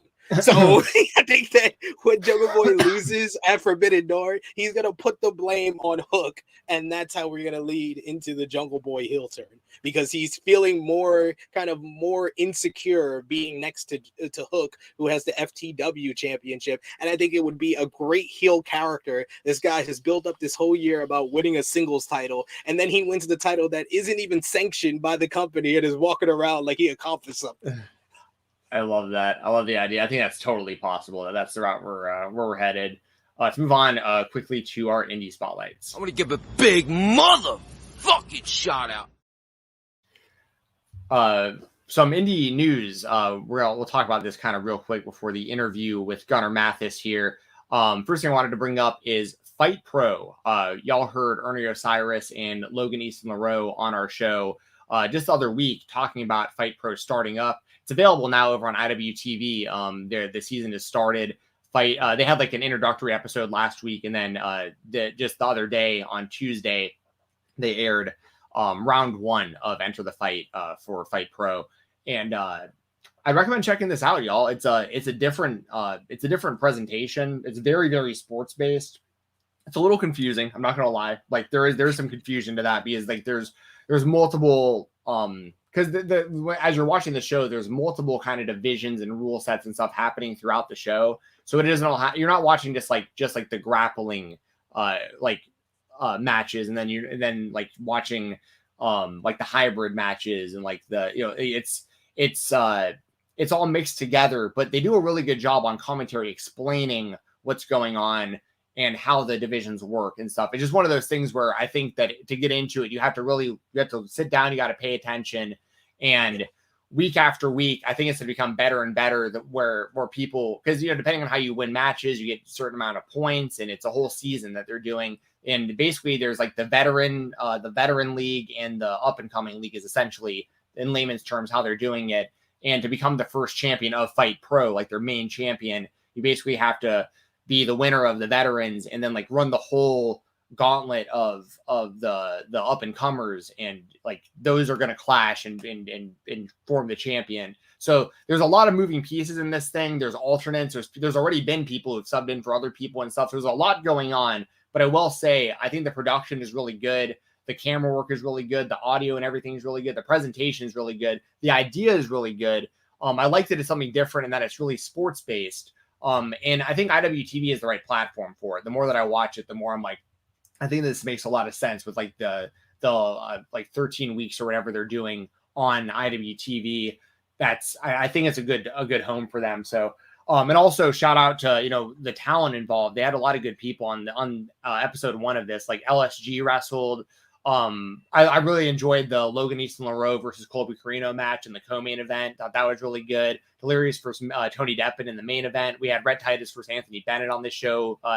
Cheeseburger versus Eli Isom. And if you know the history between those two, like that's a big match because Cheeseburger trained Isom and stuff. So like there's a lot of really good stuff on this show. A good mix of like veterans and up and comers. So I'd recommend checking out Fight Pro over there on IWTV. Use code Fight Talk if you want to over there.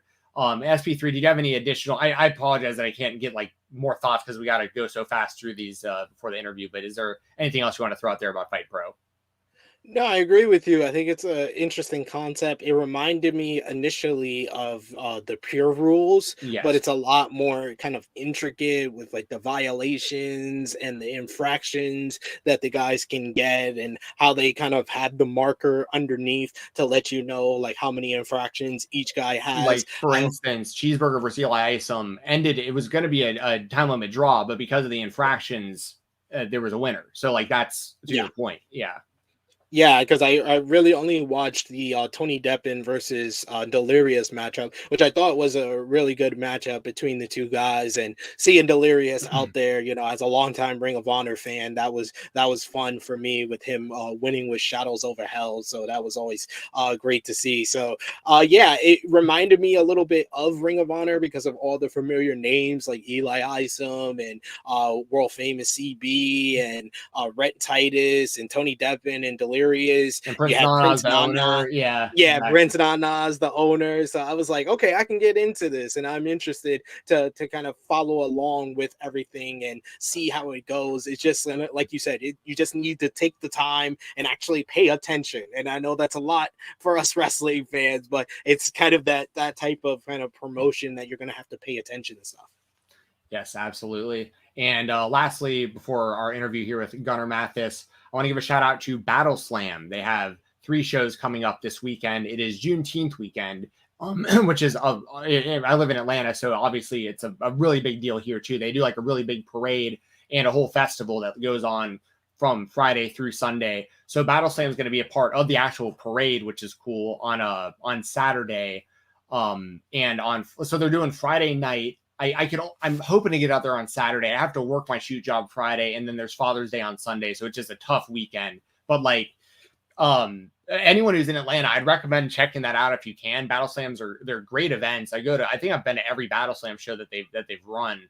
And there's going to be a lot of good talent. So like, it just, if you're in Atlanta, and it's also going to be on television, it's going to be broadcasted, on like Peachtree TV here locally, and, on ATL News First, I think is the channel or the network. So like, it's pretty cool to seeing like a pro wrestling company here in Atlanta that's local, that promotes African-American talent, that promotes the crossover between hip hop and wrestling and stuff so much, and to see them being a part, because like, it's a big deal to be a part of this parade and this festival. So like, for them to bring like a wrestling ring into this and like have 3 days worth of matches set up, it's a really cool thing that they're doing. And you'll get to see a lot of good talent. I'm not sure Baron's going to wrestle yet for to defend the Icon title. I don't think he's said that yet, but there's going to be a lot of good talent on the show that we get to see often on the shows. Like Snoop Strikes is someone who gets slept on. Austin Green, someone who gets slept on. I believe they're doing Eli Isom for Jonathan Gresham on one of these shows. Like, there's going to be a lot of really good talent on these. The Russell twins will be on there again. So like, check it out. Shout out to Battle Slam. And if you're in Atlanta, I may be out there on Saturday. And if not, just support what they're doing here around Atlanta. I think it's a cool thing. It's a really cool thing. Is there anything you'd like to add about Battle Slam, or about like Juneteenth, or anything just in general? Yeah, Battle Slam, I think, is a promotion that's really fun in the fact that they mix hip hop and wrestling in such a unique way, and definitely support it if you're in the Atlanta area, or you can watch it on TV. It's a great to support your independent wrestling in general. And for Juneteenth over here on the East Coast, over in Brooklyn, they're doing Black Wrestle Fest, and we actually talked to yesterday on In the Weeds Darius Carter, who I feel is one of the best wrestlers in the world, especially on the independent scene. And he talked about his matchup. He's facing Janai Kai on Battle Club Pro's Do the Right Thing. I think that's going to be available on Title Match.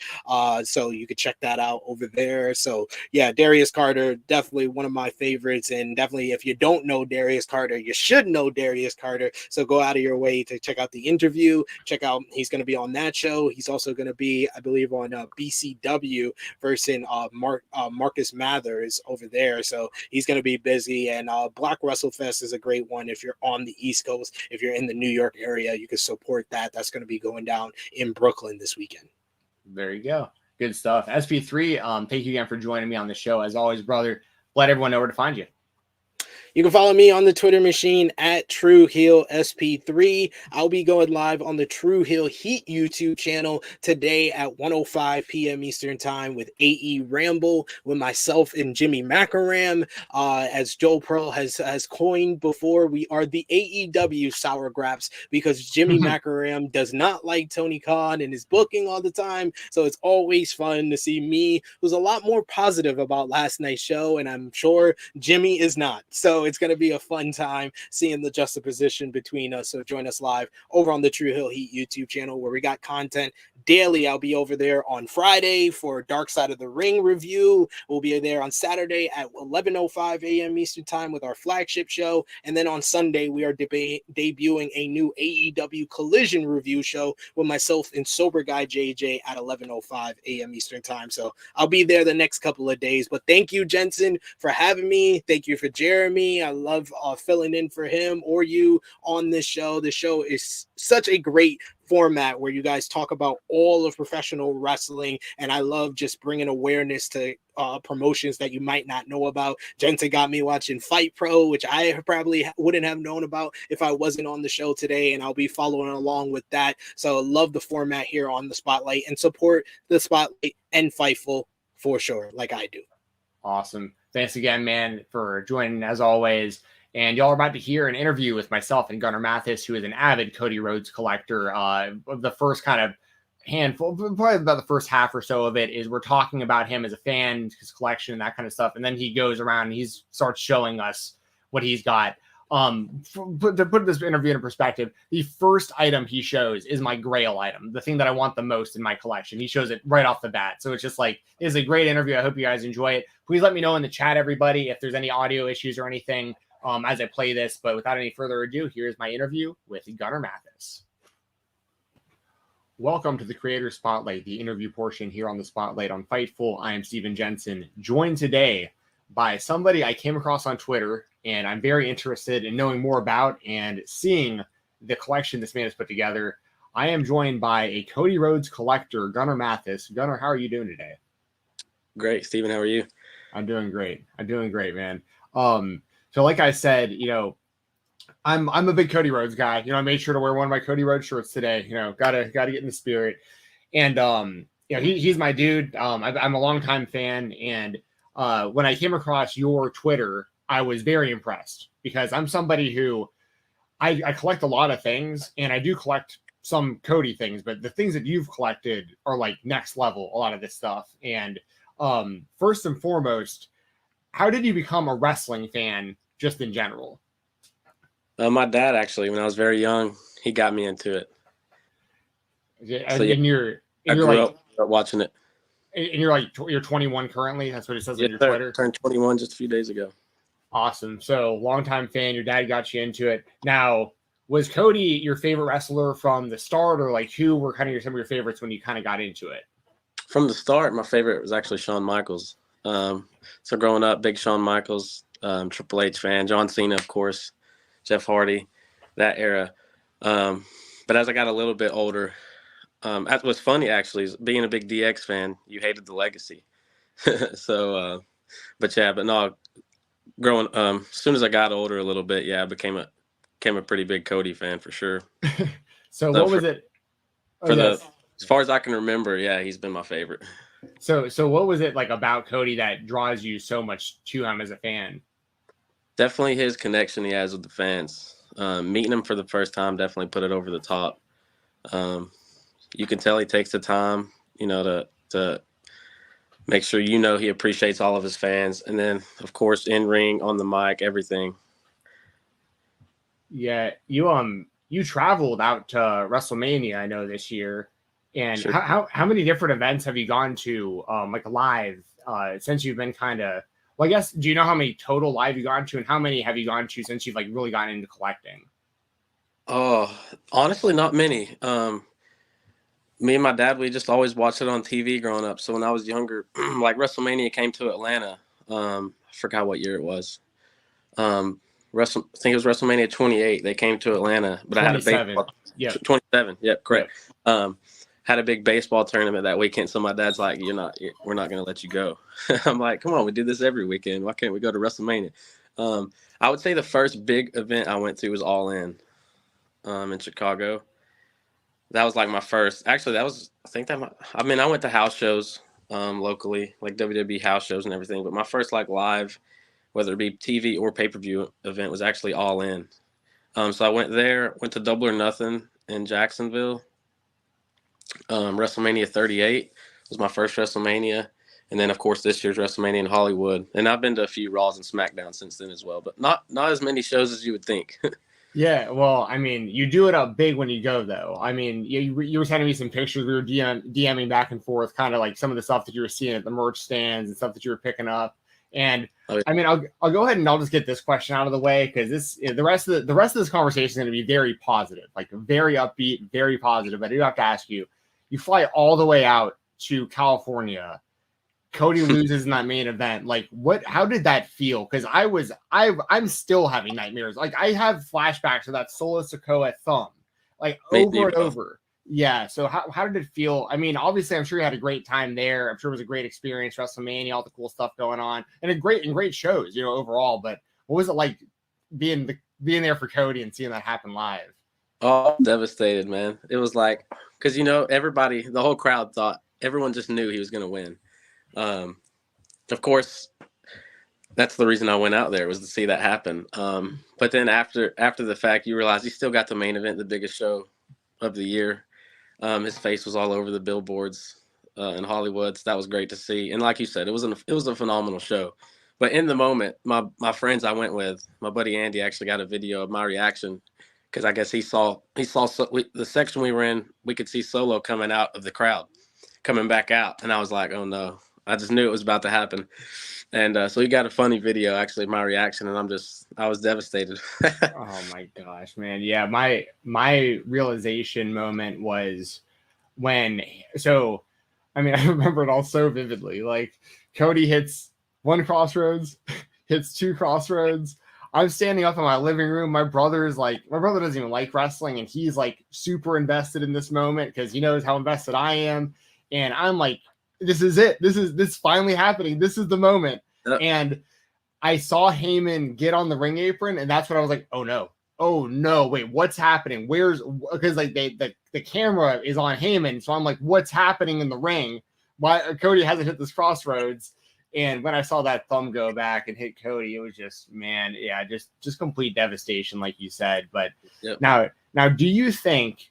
Because obviously Cody stayed very over, and his theme song and entrance and everything might be even more over now than it's ever been.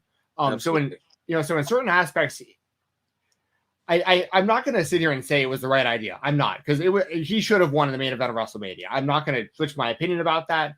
But do you think, given where things are headed, that Cody is going to beat Roman Reigns at WrestleMania next year, and like this is where this is all eventually heading? I have no choice but to say yes. I do believe that. The way I think the story's headed, I definitely think next year in Philly, coming back from underneath, I think he'll get the Rumble win back to back, and then challenge Roman again, and I think he beats him there. I think that's the only at this point Roman has to lose the titles at WrestleMania, and they're not going to miss on Cody twice, 2 years in a row. So, man, you would hope not. The one thing in the back of my mind is always The Rock, just like that possibility of like The Rock swooping in and like getting that match with Roman and them doing it at WrestleMania and like Cody somehow getting boxed out again.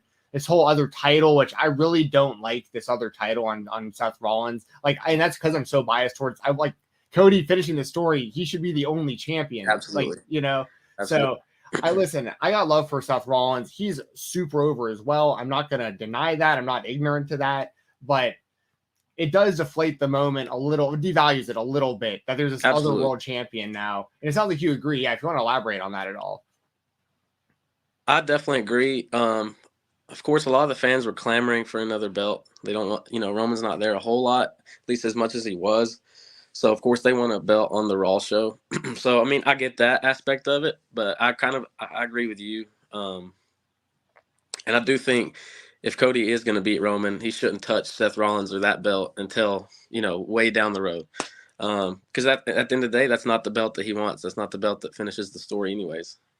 That belt's lineage, actually, Dusty won that belt. So the belt he wants is what Roman has.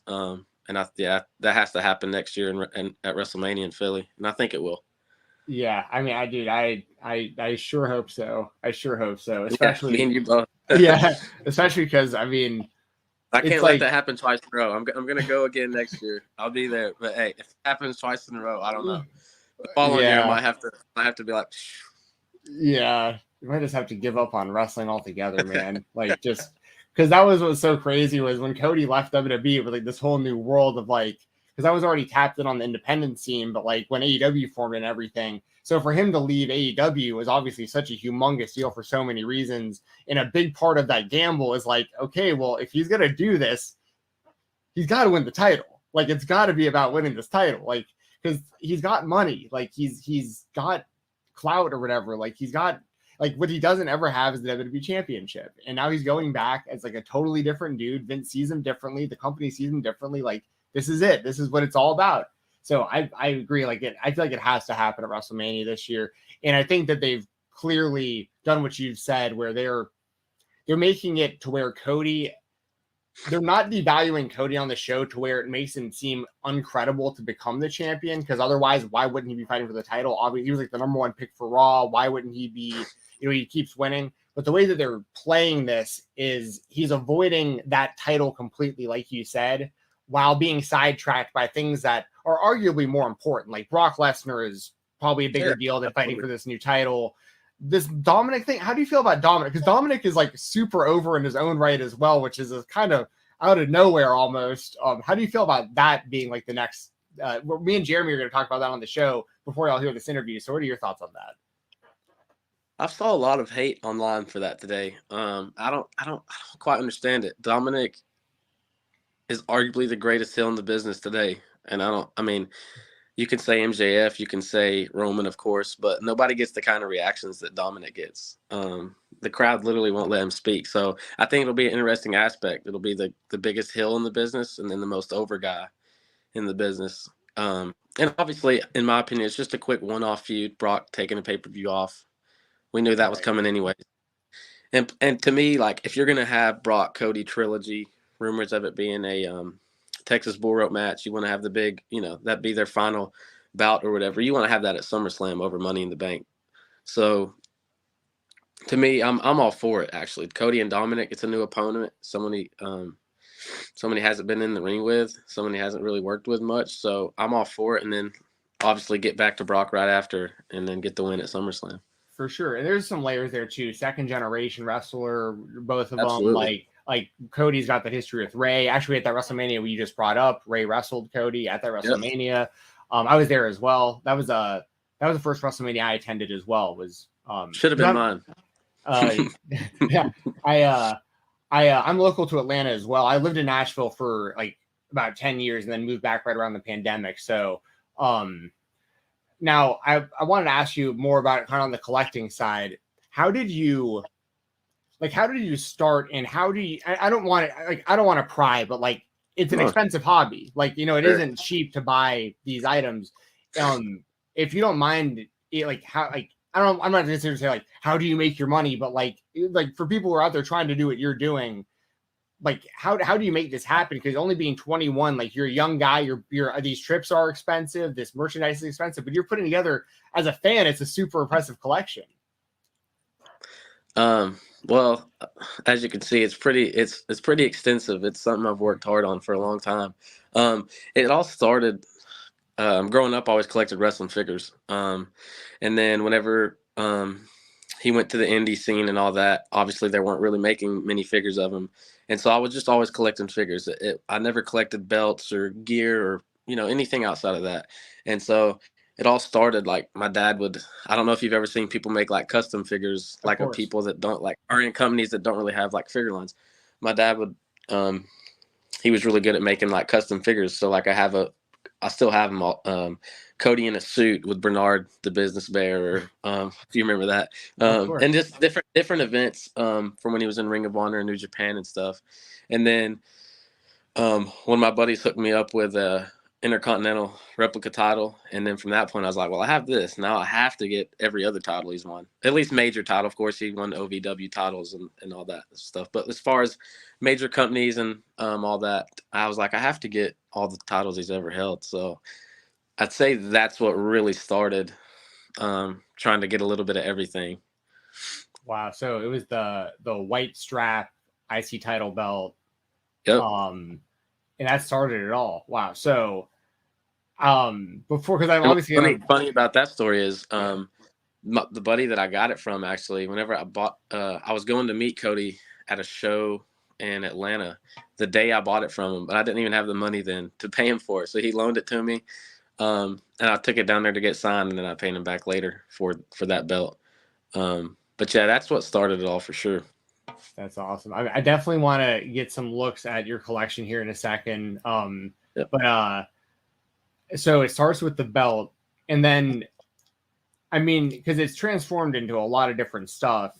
And how, like, so did you complete the belts first, and then you started venturing out on stuff, or was like the belt and then here and there, and then like, because once again, these are real decisions that have to be made. Like, these are like, cause some of your items are like very expensive, like one of a kind. Like, so I'm also trying to get kind of into your head of like decision-making process of like what to go big on when you're making big purchases, like who you even go through to buy this stuff, like who to trust knowing you're getting authentic stuff, all that kind of stuff.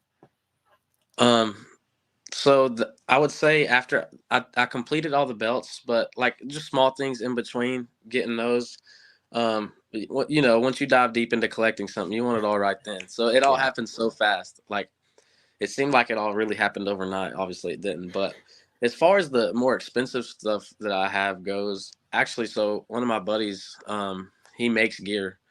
And so there for forever, I was like, yeah, I'm never going to have the chance, because it's so hard, you know, to get ring worn gear from certain wrestlers. And like you said, trusting somebody to know that something like that is authentic. Well, one of my best friends, actually, he works for AEW now in their wardrobe department, making gear and stuff. For a while, I was like, I'm never going to be able to get ring worn gear. And so I actually just paid him to make like a replica pair of tights. I mean, you were talking about it, the Double or Nothing ones. That's my favorite, still to this day, my favorite match ever. And I was like, I at least want to have like a replica pair of tights from that match or whatever. And then out of nowhere one day, my buddy surprises me with the actual ring worn ones. Because he obviously was working in AEW at the time, still is or whatever. But Cody hooked him up with those. I don't know the ins and outs of everything that happened, to be honest with you. He just texted me one day a video, and it says to Gunnar. He signed them and do the work on them, and yeah. Wow. So that's how that happened, which is obviously the centerpiece of my collection. Probably won't be taught, but that's how something like that happened. And as far as the other expensive stuff I have goes, just over time, I mean, reaching out, meeting new people on Twitter, Facebook, and all that. And then, yeah, of course, anything that's thrown up on the shops, AEW, WWE now, I got to scoop it up quick because I'm impatient.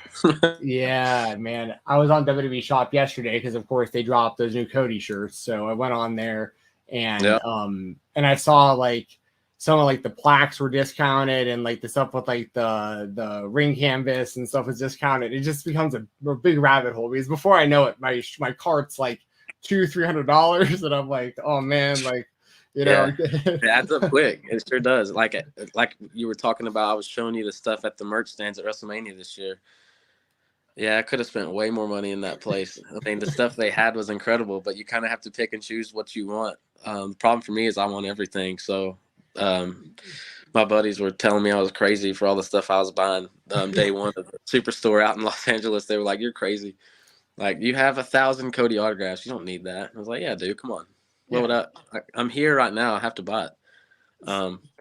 But yeah, so that's funny. But yeah, yesterday, as soon as the shirts went up and that new weight belt, I was like, I got to get those. The red one. Yeah. I see, for people listening to this, me and Gunnar understand each other. We're both investors here. Okay. We both understand what we're doing.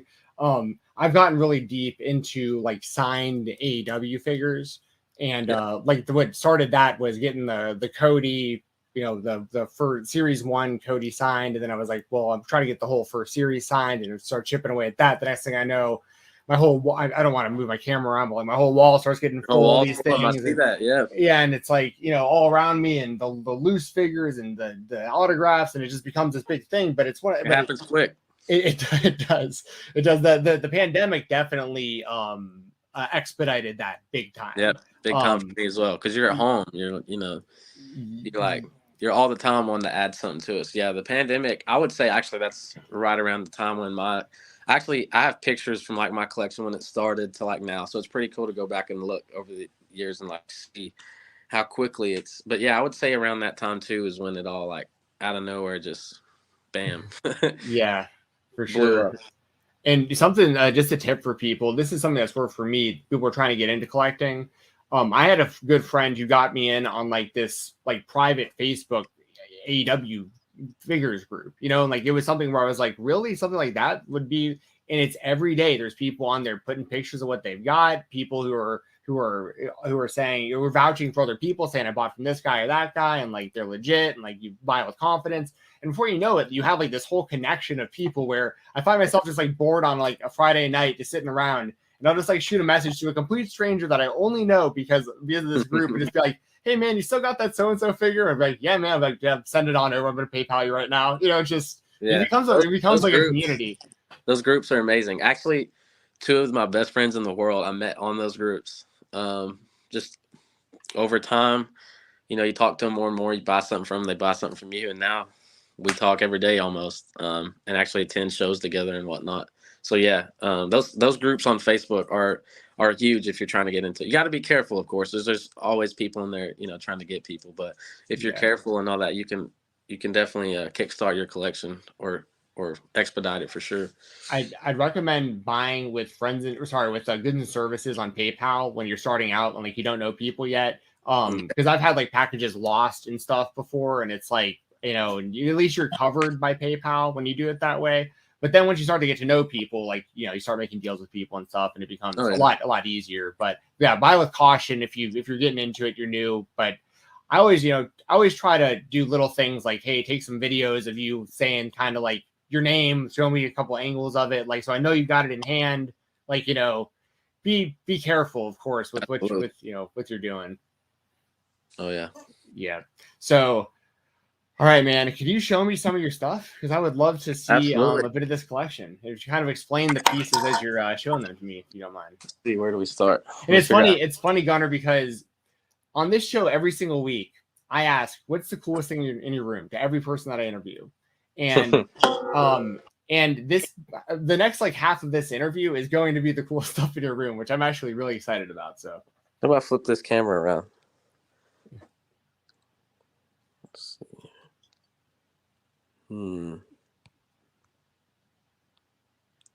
Well, I guess I can just pull some stuff out. Let's see. Where do we start? I'll start here with one of my favorite pieces. Awesome. Oh my dude. Okay, so this thing right now is that's, by the way, that's my Grail figure. Like you started off this with my Grail figure. Yeah, that thing's going for like between like 3,000 and 6,000 probably right now.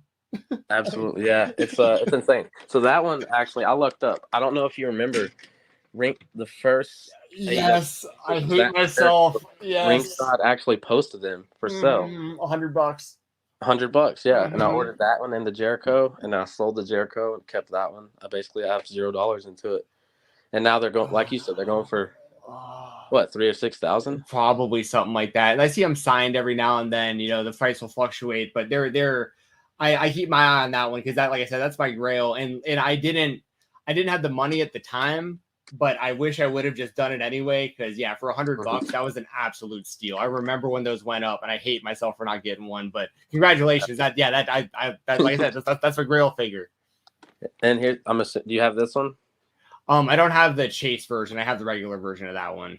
That's actually probably my favorite AEW figure they did of him. Obviously, the Supremes are phenomenal, but I love that gear. I'm a big fan of that one. And so actually my whole life I collected sports cards as well for my favorite teams and whatnot. So here recently I've been getting into more collecting some of the more rare Cody cards and stuff.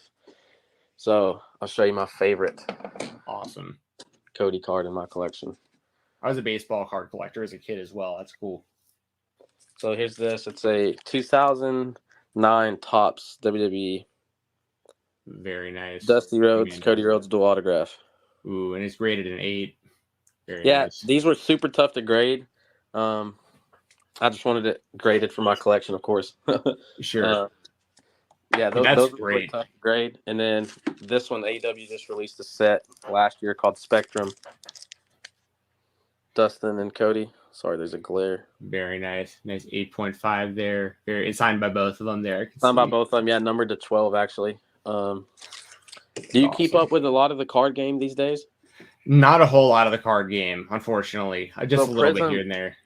Prism's one of the best sets that comes out each year. And they have a case hit, I would say. I think it's 1 in every 5 cases, and it's called a Color Blast. They're super rare. It's obviously super expensive. I just picked up this one recently. Ooh, I've seen. Oh, that's a 10 too. Ooh, yeah. I graded and got that one a 10. So those are a few of my favorite cards in my collection. Those are growing pretty quick too, but and they keep growing. Did you pull any of those, or were those all purchased? So actually, I work at a sports card store, and one of my best friends, Alex, he was in the shop and pulled that Cody. No way. I was looking for it, yeah, and they were going for like $1,000, I believe, at the time. I think they're down to like 800 now, but Yeah, that he knew I was like, that was the number one card I was after. And so he's opening boxes and he's like, I got a color blast, and he's slowly pulling it down, and I see the boots, and I'm like, it's Cody. And we go crazy, flipping out. And of course he hooked me up with it. He was like, yeah, you got to have this. And then I graded it I sent it in for grading the next day, and it came back a 10. So I was stoked with that one for sure.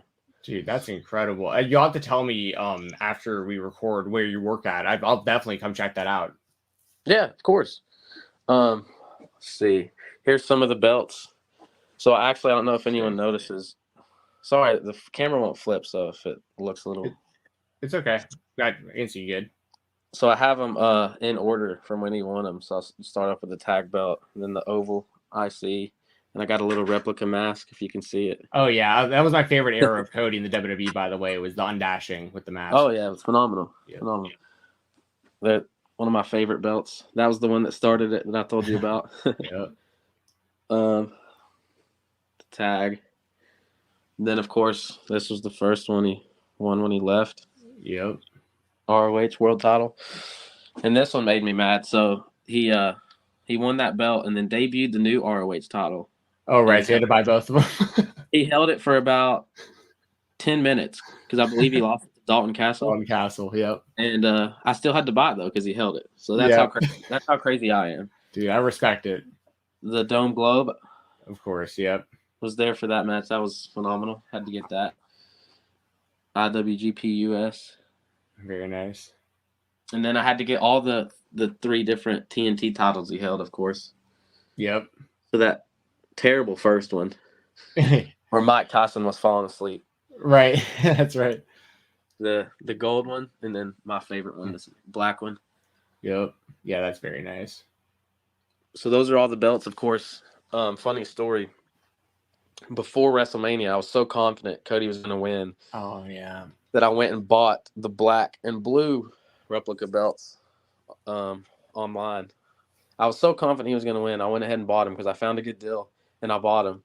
And, of course, he didn't win, and now there's a whole new title. So I bought two replica titles that are never even going to be used. So if anyone needs a Universal and WWE World Heavyweight title, hit me up.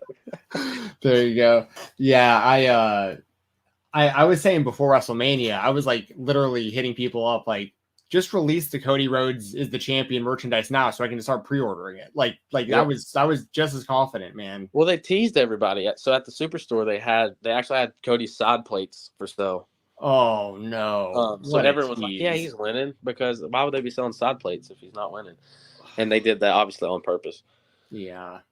So yeah, these were some of the pieces I picked up in Los Angeles. Yeah. Those are great. You said those were like $250 or so a piece? They were like $200 a piece. 200. Those are nice. They only had those 3 from Hell in a Cell, WrestleMania, and Royal Rumble. So I was like, I can't get one and not the other 2. Might as well go That's off. a big part of the sickness, by the way, everybody. It's the justification in your head of like, I got one, so now I gotta get the whole set. It's a rabbit hole. Yeah. It never ends. Once you get the first one, you have to go all in. Yes, you can't stop there. Some of my favorite pickups recently, I got the Hell in a Cell chair from Chicago. That's sick. And then I had to pick up the Rumble. Yep. And Mania chair, even though. Yeah. I mean, still a great piece. Oh yeah, that's my favorite one. It's a great chair. People were actually selling them as they were leaving the event, but at the moment I couldn't do it. I was too heartbroken. Oh yeah, I hear you. But yeah, and then of course this is my favorite piece. The ring worn from Arthur Ashe Stadium. Man, that's incredible. So here's where that's where he signed them, wrote my name and everything. That's so cool. And you got a weight belt on top of it as well. Did you wear that belt also, or is that no? So this so funny enough, so AES Threadix is who makes his weight belts, and this was back when he started doing the weight belts. And he started wearing them. He was posting that they were who made them, and I messaged him and I was like, hey, could y'all just like make a replica or whatever of that one for my and me purchase it for my collection? And they were like, yeah, let's ask Cody if that's all right and everything. And as long as he says it's cool, it's cool. And like a week later, they hit me up and they're like, yeah, we can do it. You know, whatever you want. And at that point, he was only doing the white ones. So I went ahead and bought it. And then like 2 months later, they start selling them on their website, like replica ones. Obviously, I'm assuming the demand caught up, or like maybe I gave them the idea to start selling them. So I got that, and then I got it signed by him at the NWA 70 show in Nashville. I was at that. Yeah, absolutely. Yeah, that's where he lost to Aldis, lost the title back. Yeah, that was a really fun show. And of course, him losing, but no, that was a great match. Him and Aldis worked great together. So hopefully, we see that again down the road. Yeah, there was a good handful of like would-be like AEW talent on that show too. Like, yeah, it was that's the first time I ever heard. I think Sammy Guevara was on that. He was on that show. Yeah, it was the first time I ever seen him or heard of him, so that was fun. And then, yeah, that was a great show. And then, so the black weight belt, that one, the same company posted those whenever they posted the white ones, because by that point he was wearing the black ones as well, and so I bought that one. But yeah, the ring worn tights from Arthur Ashe Stadium, those won't be topped. But hopefully, my number one piece I'm going after now, I know I mentioned it to you a couple weeks ago, is a ring worn jacket. Yeah. Is it WWE ring worn or AEW ring worn? I can't really be picky. Of course, cool. I mean, some are going to cross over to both, right? Because like he worn some in each. I think he wore 2 in both, like just the blue and red one, like the main look or whatever, like that's on the Supreme figure. Right. So of course, anything like that look is what I'm looking for. I would love that, and then of course I would love the jacket that he wore that matched the tights that I have at Arthur Ashe Stadium. It wasn't really a jacket; it was like a vest and with the long cape on it. So yeah. Funny enough, I posted my collection probably a year ago now, and he retweeted it and was like, "I'm gonna get you the jacket that matches those tights." And was like, it's yours or whatever. He was like, hit up Jeff Jones. So I hit him up, and I never heard anything of it. You know how everyone gets busy. So hopefully that comes to fruition one day. I'm able to get that and secure it and put it with the tights. Hey, someone clip this interview. Let's hit up Cody on Twitter. Let people know we're trying to get that. We're trying to get that jacket for Gunnar. That'd be amazing. So. I don't expect an answer on this, by the way. I'm just throwing this out there. Let's say AEW Hidden Treasures came to your house and started looking around your collection and said, Gunnar, we're gonna really need those trunks. Like, what's it gonna take to get those trunks from you? Like, is that something like is there anything that you would trade for those? Is there any? I wouldn't want a dollar amount, because that's not fair to put that out there. But like, those are like untradeable. Like, that's Grail. That's it. That's the prize item.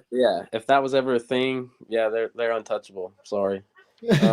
Just the story behind them, and of course, one of my best friends hooking me up with them. They're not going anywhere. Now, if they wanted to like use them for a display or whatever, because I know how they work those deals out with the WWE Hidden Treasures things. Like, sure, they work a deal out with the owner to like display them or whatever. That's loan cool. them out. Yeah. But as far as selling them, there's no dollar amount, or unless it had to be another important Cody piece that I was going to be trading them for. But no, I don't think there's anything I'd get rid of those for. That's kind of my rule of thumb too, to be honest, would be like, I would need something of his to replace it. Oh, yeah. And then like something to fill that, and also obviously it would depend on what it is. If it's something that's like super sentimental that they're trying to get back for like their career, like I'd figure something out. If I had anything that like the actual wrestler hit me up like and like wanted back, then you can't tell them no. Right. But if it was like a fan or like you said, AEW reaching out, I don't know, it'd be very hard for me to get rid of anything like that. Especially since, like I said, one of my friends hooked me up with them. It's just something that you don't want to part with. Yes. Hey, can you show me the figures, like all the figure display? Oh yeah. So I have every Cody figure ever made, from Jack's Pacific to now. Can you see those? Yes. Yeah. It's a little dark, but I can make out. So that's like some of the earlier ones, some of the earlier Jack's to Mattel Basics and whatnot. And then here's the customs I was mentioning to you. You can see those. Yeah. That's awesome. Yeah. So my dad and a couple of friends actually made all those. And then here's some more. some of the Stardust and Dashing and all that Mattel made. And then here's all his AEW figures. Yep. I have most, if not all, of the AEWs. I'm still working on like the chases. I've got one of his chases. And then I got most of them. So I have every single one of his figures ever loose, including like the little, like these, all the Funko Pops and Micro Brawlers and that kind of stuff. And then I don't have them all mint on card as well. That's actually something I'm chasing right now. I'm trying to get since I have them all loose, now I'm trying to go back and get everything in the package as well. Yes. Now you haven't opened any of the chase or rare figures, have you? To have a loose? No, I just bought another gray suit chase, the one of 3,000, I believe it is, or 5,000. I've got one of those as well. Yeah, those are fairly common. I bought a second one of those because they were cheap just to open. But no, I can't open that first one. God. Oh no, of course not. So no, I bought that one of 500, I tried to go back and order another one to open because I think they would only let you order one or two at a time. And I ordered the Jericho and Cody, went back to order another Cody, planning on opening it, and I would have. And they were out of stock by then. But I was lucky enough to get the one. I can't complain. Yeah, absolutely. Like I said, I mean, when you start off a room tour with my Grail figure, like, I mean, there's not a whole lot more I can really. Yeah, I wish the camera could flip. It'd be a lot easier to show you everything. But that's okay. Maybe if you wouldn't mind like sending me over some pictures, absolutely. I'll make sure I'll put like a tweet and like we'll put a link in the description of the video and stuff so everyone can see like I'll shoot you a great video of everything too. So that'd be awesome, dude. That'd be incredible. Do you have any kind of like YouTube channel or anything that you're trying to do or anything like that? So it's something I've debated starting. Right now, I'm on Instagram at @the_Rhodes_collector. I'm just basically posting all my new pickups and whatnot. I've debated doing the YouTube channel and all that. Just time gets in the way. Finding time to do all of that is very tough. But that in the near future, that's definitely something I would like to do for sure. Awesome. Is there anything else in the collection or anything else that you would like to show me before we kind of wrap this thing up? Let's see. I mean, you're surrounded by stuff. I was gonna say, like, I know it's everything. I mean, it doesn't end like that. And I got so much stuff too, by the way. I just don't have room to display. I know that struggle as well. That becomes a real problem. You're trying to pick and choose what you want displayed, and you're like, I'm waiting on. So I just received in the mail yesterday the Cody defining moments. I'm assuming you probably still waiting on mine. I'm getting jealous. You're in Atlanta also? Yes.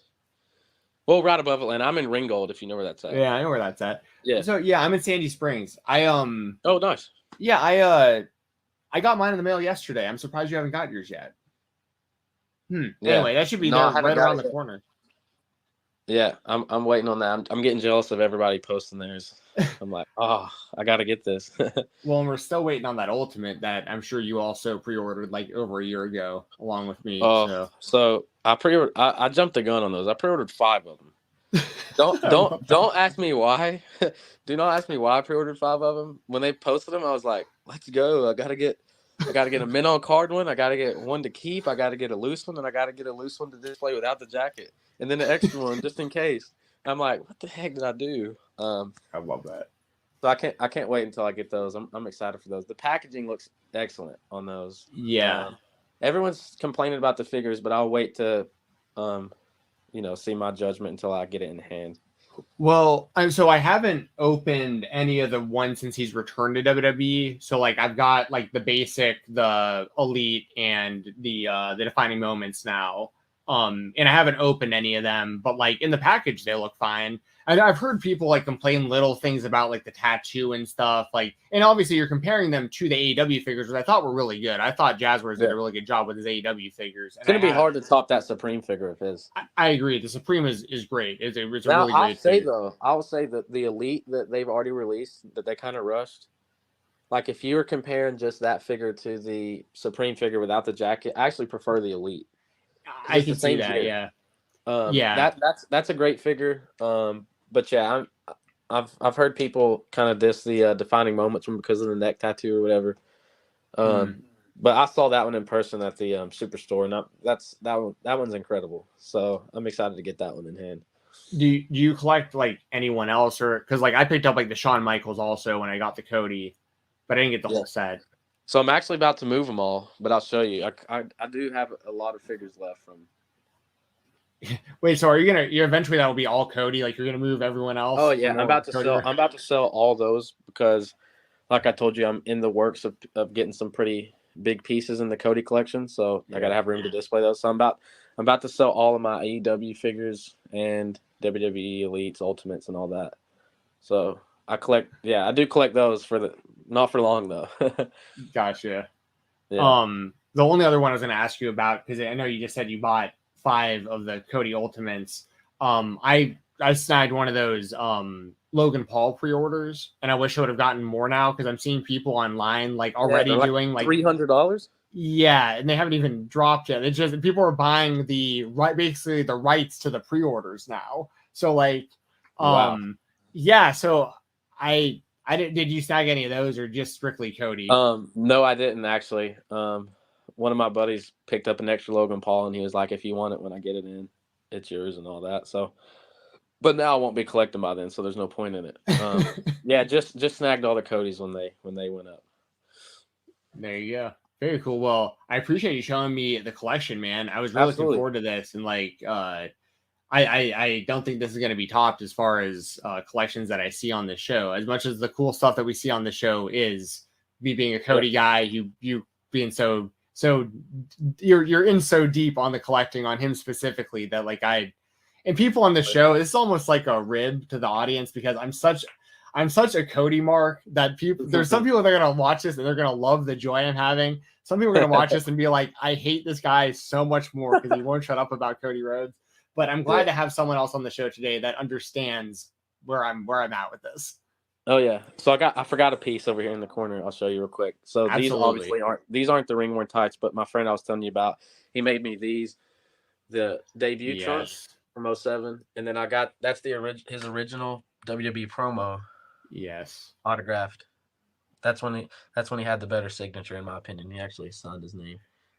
I understand why guys like him and John Cena do the small one though, because you're sitting there signing for so long when they're handing you this stuff. I completely understand it. Trust me, doing the sports card thing, there's so many players that literally sign you can't. I mean, it's terrible. So compared to most, he actually still has a beautiful signature. Yes. Very cool. As far as non-Cody stuff goes, I'm a big Rocky Balboa fan. Oh, really? So me and CM Punk don't agree on that. So I'll show you this piece I have real quick. Again, It's something I don't have room to display. Oh, wow. It's signed by the entire cast. Very cool. Stallone, Apollo Creed, all the guys framed up and everything.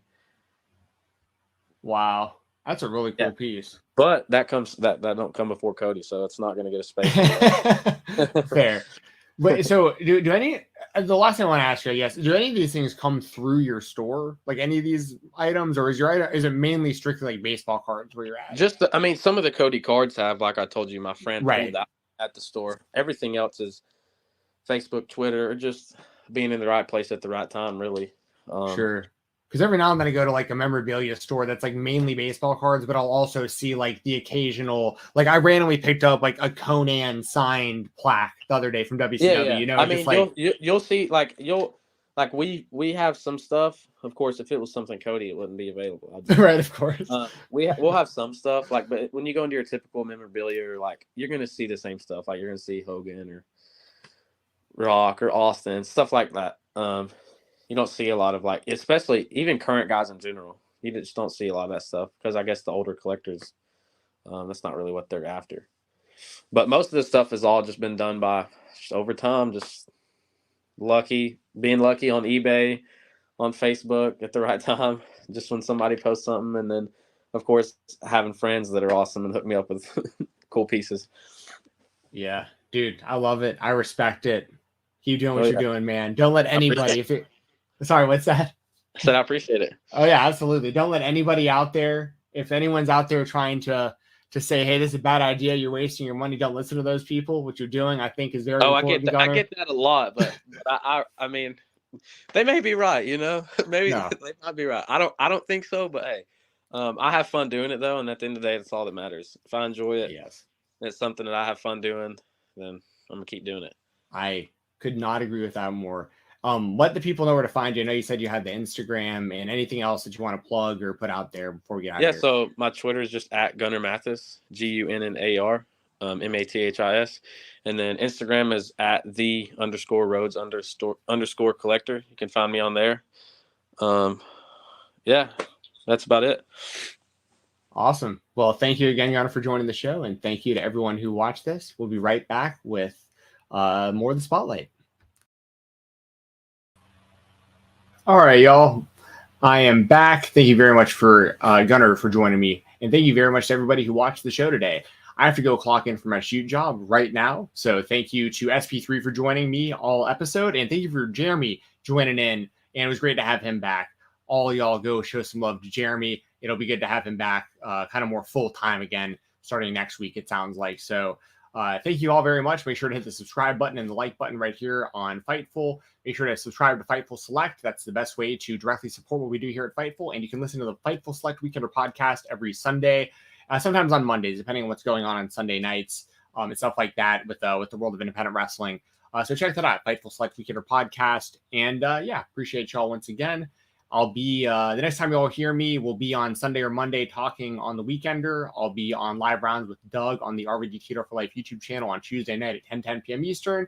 And then I'll be right back here on the Spotlight for y'all on Thursday morning. So we appreciate the comments, the likes, all the engagement, all that kind of stuff y'all can do to help the show out very much. And thank you very much for watching the show today. Once again, y'all have a good one, and I'll talk to y'all soon.